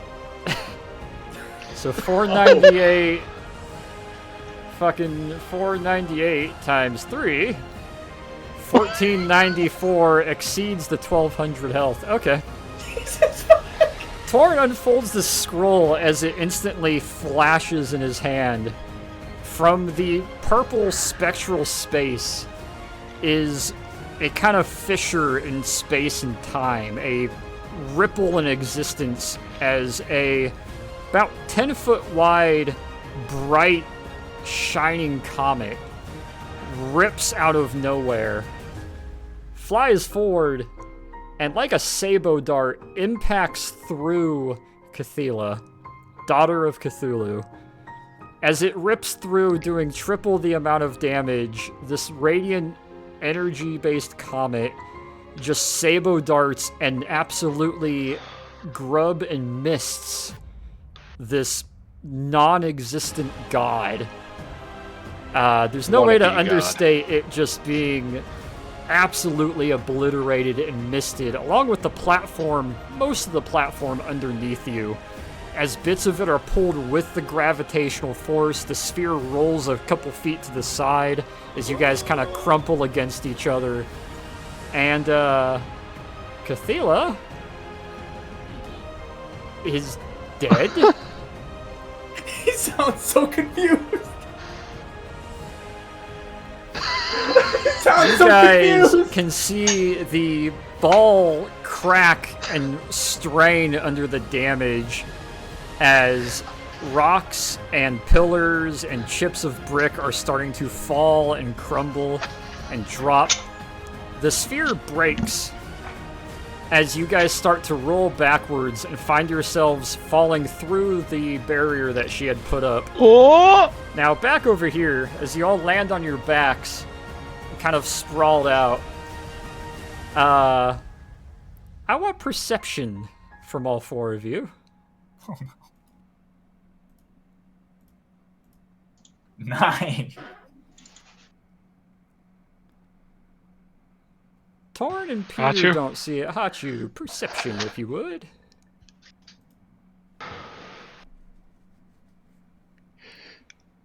Hachu, Nikos, looking over your shoulders at the path back behind you, the door is once again standing where you guys entered at the bottom of the map down here in the bottom left. The door is slightly cracked open. However, Nikos and Hachu, you kind of look forward through the doorway that you entered. You guys have exactly 8 turns worth of movement. Oh. As a head is slowly emerging over the side. A hand is grabbing the edge. Father is angry you killed his daughter. Oh no! Each of you have a full turn of movement. Make your movement, and then I will move Cthulhu. We're gonna use a spell. What spell would you like to use? Expeditious retreat. Granted. Dash. You can dash, yep. The spell that Torin doesn't know he has. Yeah. Yeah, you can use your bonus action to dash as well. Let's So, go, let's go, let's go. I'm also going to Misty Step. And Misty Step, alright, poof. Does my Kobold Nimbleness double with this It does. spell? Oh, Jesus. It's like I have there. to math. Alright. Let's go. Wait, I have to math. It's slowing me down. So if you dash normally, what's your normal max dash? It's plus 15 if I dash normally, but I'm forgetting which perk that gives me that. It was one that you took, so your normal movement is, what, 35? Yes. So doubled, that'd be 70. As a dash, plus 15, 85. Doubled, 85 bonus doubled. action. Yep. Jesus. That's So- 170 feet. So you can sprint 170 feet out of there. Noom. Hachu, you might want to dimension door! And I think here is going to be, so I was right there, so that's going to be right there for 60 feet. Alrighty. You just see Torin go panicked lizard into desert mode and just... Torn is just mad raptor sprinting, just The gateway behind you will crack and smash open, splitting to both directions. As passing through the doorway, crawling forward angrily, a hand will slam down. I need everybody to make a dex save. Myself included? Yep. Fuck. Ooh.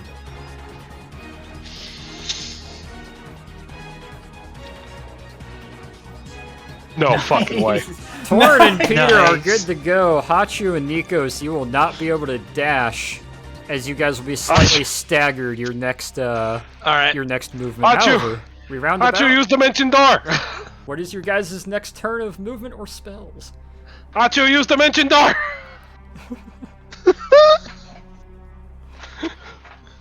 Hang on, the fast.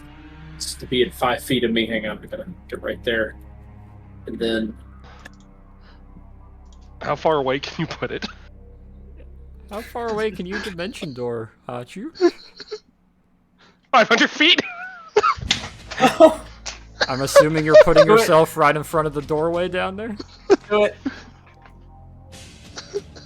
yeah, Alright, all of you drop through Hey, why, the isn't the door floor right over here? in a purple door. However, because of the way things are spinning, Hachu, I need an intelligence roll, please.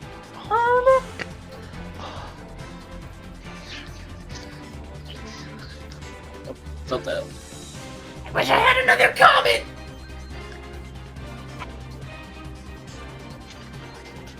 Hachu, for the first time in forever, does some advanced fucking trigonometry, and thankfully the dimension door pops up in the floor of the area you're trying to land as the three of you are shot put up out of it right in front of the doorway in front of you.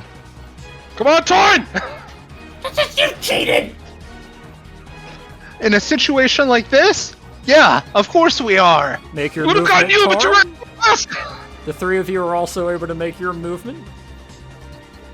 I Yeah, mean, I'm good.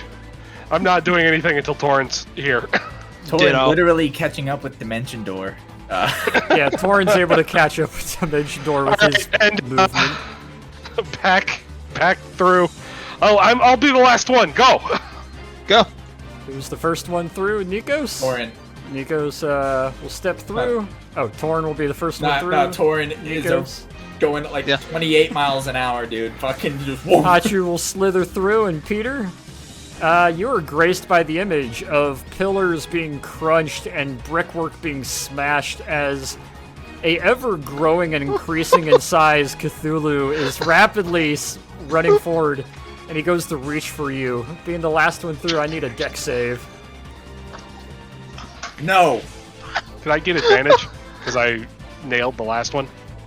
No. Nope. No! I'm gonna need...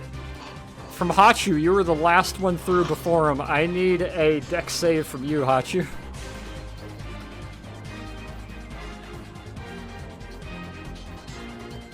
Hachu's tail is gonna hook you and rip you through violently at the waist as you get yanked through the door and it closes.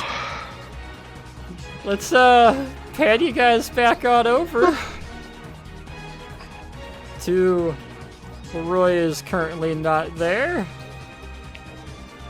And I'm let making me it running. uh Torin keeps And running running. and he splashes into the swamp at Mach Fuck. Yeah. yeah, fuck Tor, it. you're Getting the landing fuck in away the from that water. door. You guys are all rolling as you fall out the front door, across the porch, and across the wood planks in front of you.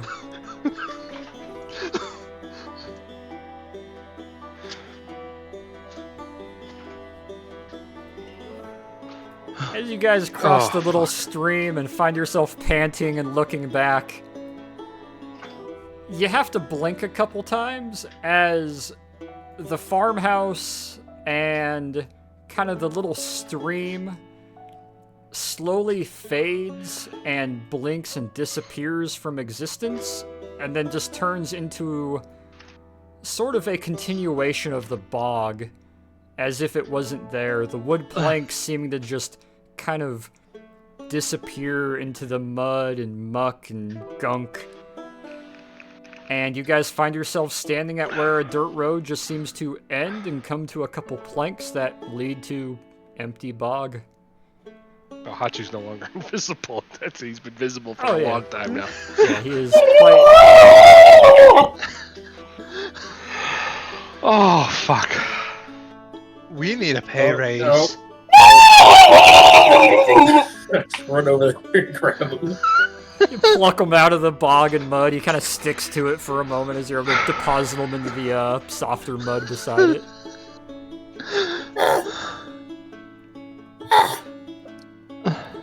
What the fuck? Wait, What the hell? What the hell? What the fuck? Yeah. we made Cthulhu mad. I thought he was just a guy in a book. Hey, It wasn't Aye. even a good book.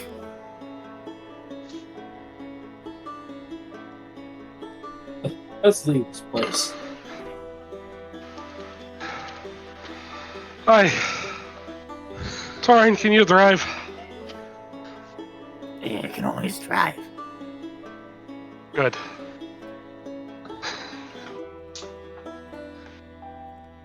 We will round out the session with you guys muddy, dirty, sweaty, slightly bloodied, and ripped up. Kind of par for the Hang on, course. before we end the session. Oh. I'm lighting a cigarette. Do I still have all of those papers I grabbed from the house? You have everything that you guys had on you. Then as we're getting in the car, I'm going to say to Torin, We have to get these to the police, so they at least know what happened. The police aren't gonna understand what happened. Probably not. If they get confused, we just tell them he blew himself up. Do we even tell them about all that? No. No, we don't even try. Yeah. Maybe we should try with Maine, but not with the regular police. There's gonna be no trial anyway. Hey, Nikas, do you want to drive? No. Yeah, I thought so. Muddied, dirtied, bloodied, some of you. Weighed down by paperwork, folders, books, and sort of hammer space a couple flags, banners, if you will. You guys mount up in the car, tired and haggard. Make a nice little 3-point turn and start puttering down the road with your brand new transmission. Drive your way Brand through new Salem, rebuild. a bit slower than speed limit, as you make your way through and out of Salem. No one's talking. South. Everyone's just staring dead ahead. Everyone's kind of quiet, just yeah. recovering yourselves as you enter Boston, hit Boston Financial District, take a very apparent left and start making your way to the industrial sector. And rather than going straight to the police, you guys end up pulling up in the little roundel in front of the museum, where I think a couple hours of food, R&R, cleaning yourselves up, and gathering yourselves to compare notes at the start of next session to come to a clear consensus and a report that you will present to Connor O'Brien Walsh of Maine, before eventually choosing where to depart to from there. Staring into the shower head till the water goes cold. Congratulations. Not only have you angered Cthulhu, who has no idea who you are, you have also kind of proven the existence of not space and Cthulhu, and with a little bit of reading, you may be able to discover Cthylla is the daughter of Cthulhu. Cthulhu rules with an iron fist and does what he wants because if he should ever die, his daughter rebirths him. His daughter now dead, he is down to his one and only life. We'll see how that pans out later on. However, on the flip side, Peter now has a pair of icons personally tailored to him, which I will post in the in-game images here in a minute. I just posted the stats. I plugged them in. Yep. So, to go over these before fully ending the session, whenever you manifest the icon of Saint Pantaleon, a holy icon that when unfurled and held aloft blesses all allies with exceptional health and the clarity of calmness. When using an action to unfurl the icon and hold it high, you sacrifice your following turn's actions and movement until you spend an action to return it to its carry case. However, while it is unfurled, all allies within 20 feet gain advantage on all Constitution saves, as well as gain 1d6 healing to each friendly at start of each of their individual turns. The amount of healing is dictated by the icon's wielder. Whoa. Well deployed, you lose further actions and movement, but retain your bonus actions each turn, Peter. Should you choose to use your bonus action as well, each turn that you have the banner held, you lose your AC buffs, all AC buffs, meaning your AC is a flat 10 plus your con. Your AC turns to a flat 10, but you grant 2d6 healing to all allies within 20 feet. Does that benefit from Spell Sniper? It does. Oh, Should you manifest the icon of Saint Nikita, a holy icon that when unfurled in a very similar way, the empowerment of God to defeat demons and devils, such as Saint Nikita, who is known for felling a demon. When using an action to unfurl it, very similar to the other, you lose all following actions and movement as long as you have it unfurled. However, all allies within 25 feet gain advantage on all beings of a hellish or devilish nature, and a +3 to hit while remaining within the area of effect. While it is deployed, you lose your actions and movements, but retain your bonus action.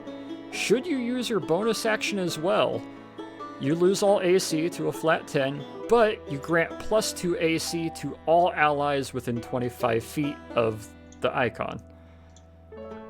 Essentially, Peter becomes a standard bearer who is easy to hit, can do bonus actions, but if he should use his bonus action as well to pray while holding up said icon, it grants either an additional +2 to all of your AC within 25 feet, or grants 2d6 healing to all allies within 20 feet, based upon which icon he is holding up. That's insane. I may or may not have borrowed this from a standard bearer feat that was homebrewed for apples. It is a very fun icon feature that I really like to give clerics to make them a standing stone of the party. But I'll catch you all next session, and we will pick up where we left off, the party recuperating and getting some much needed rest at the museum. Rest. Catch y'all You're next funny. time.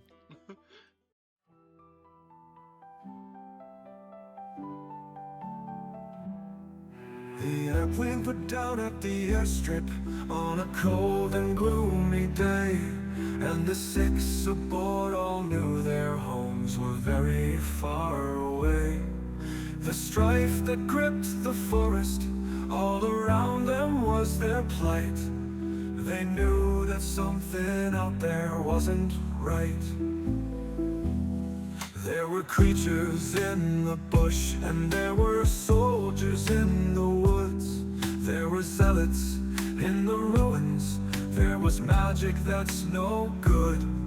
Grenades were used aplenty, guns and swords brought in, and death. When it finished, only 5 of 6 were left. On the flight back to their quarters, the new place to be their home, the dangers of their future had been surely set in stone. The content of their briefing brought their purpose into light. These 5 strangers had been brought into the fight. There are stories of the kobold, of Wilhelm Schwartz and Father Peter too. There are tales of the hoplite, of Leroy Copeland and Hatshu. And while the details of their past and trials were never meant to spawn, the deeds of wondrous company will live on. Yes, the deeds of wondrous company will live on.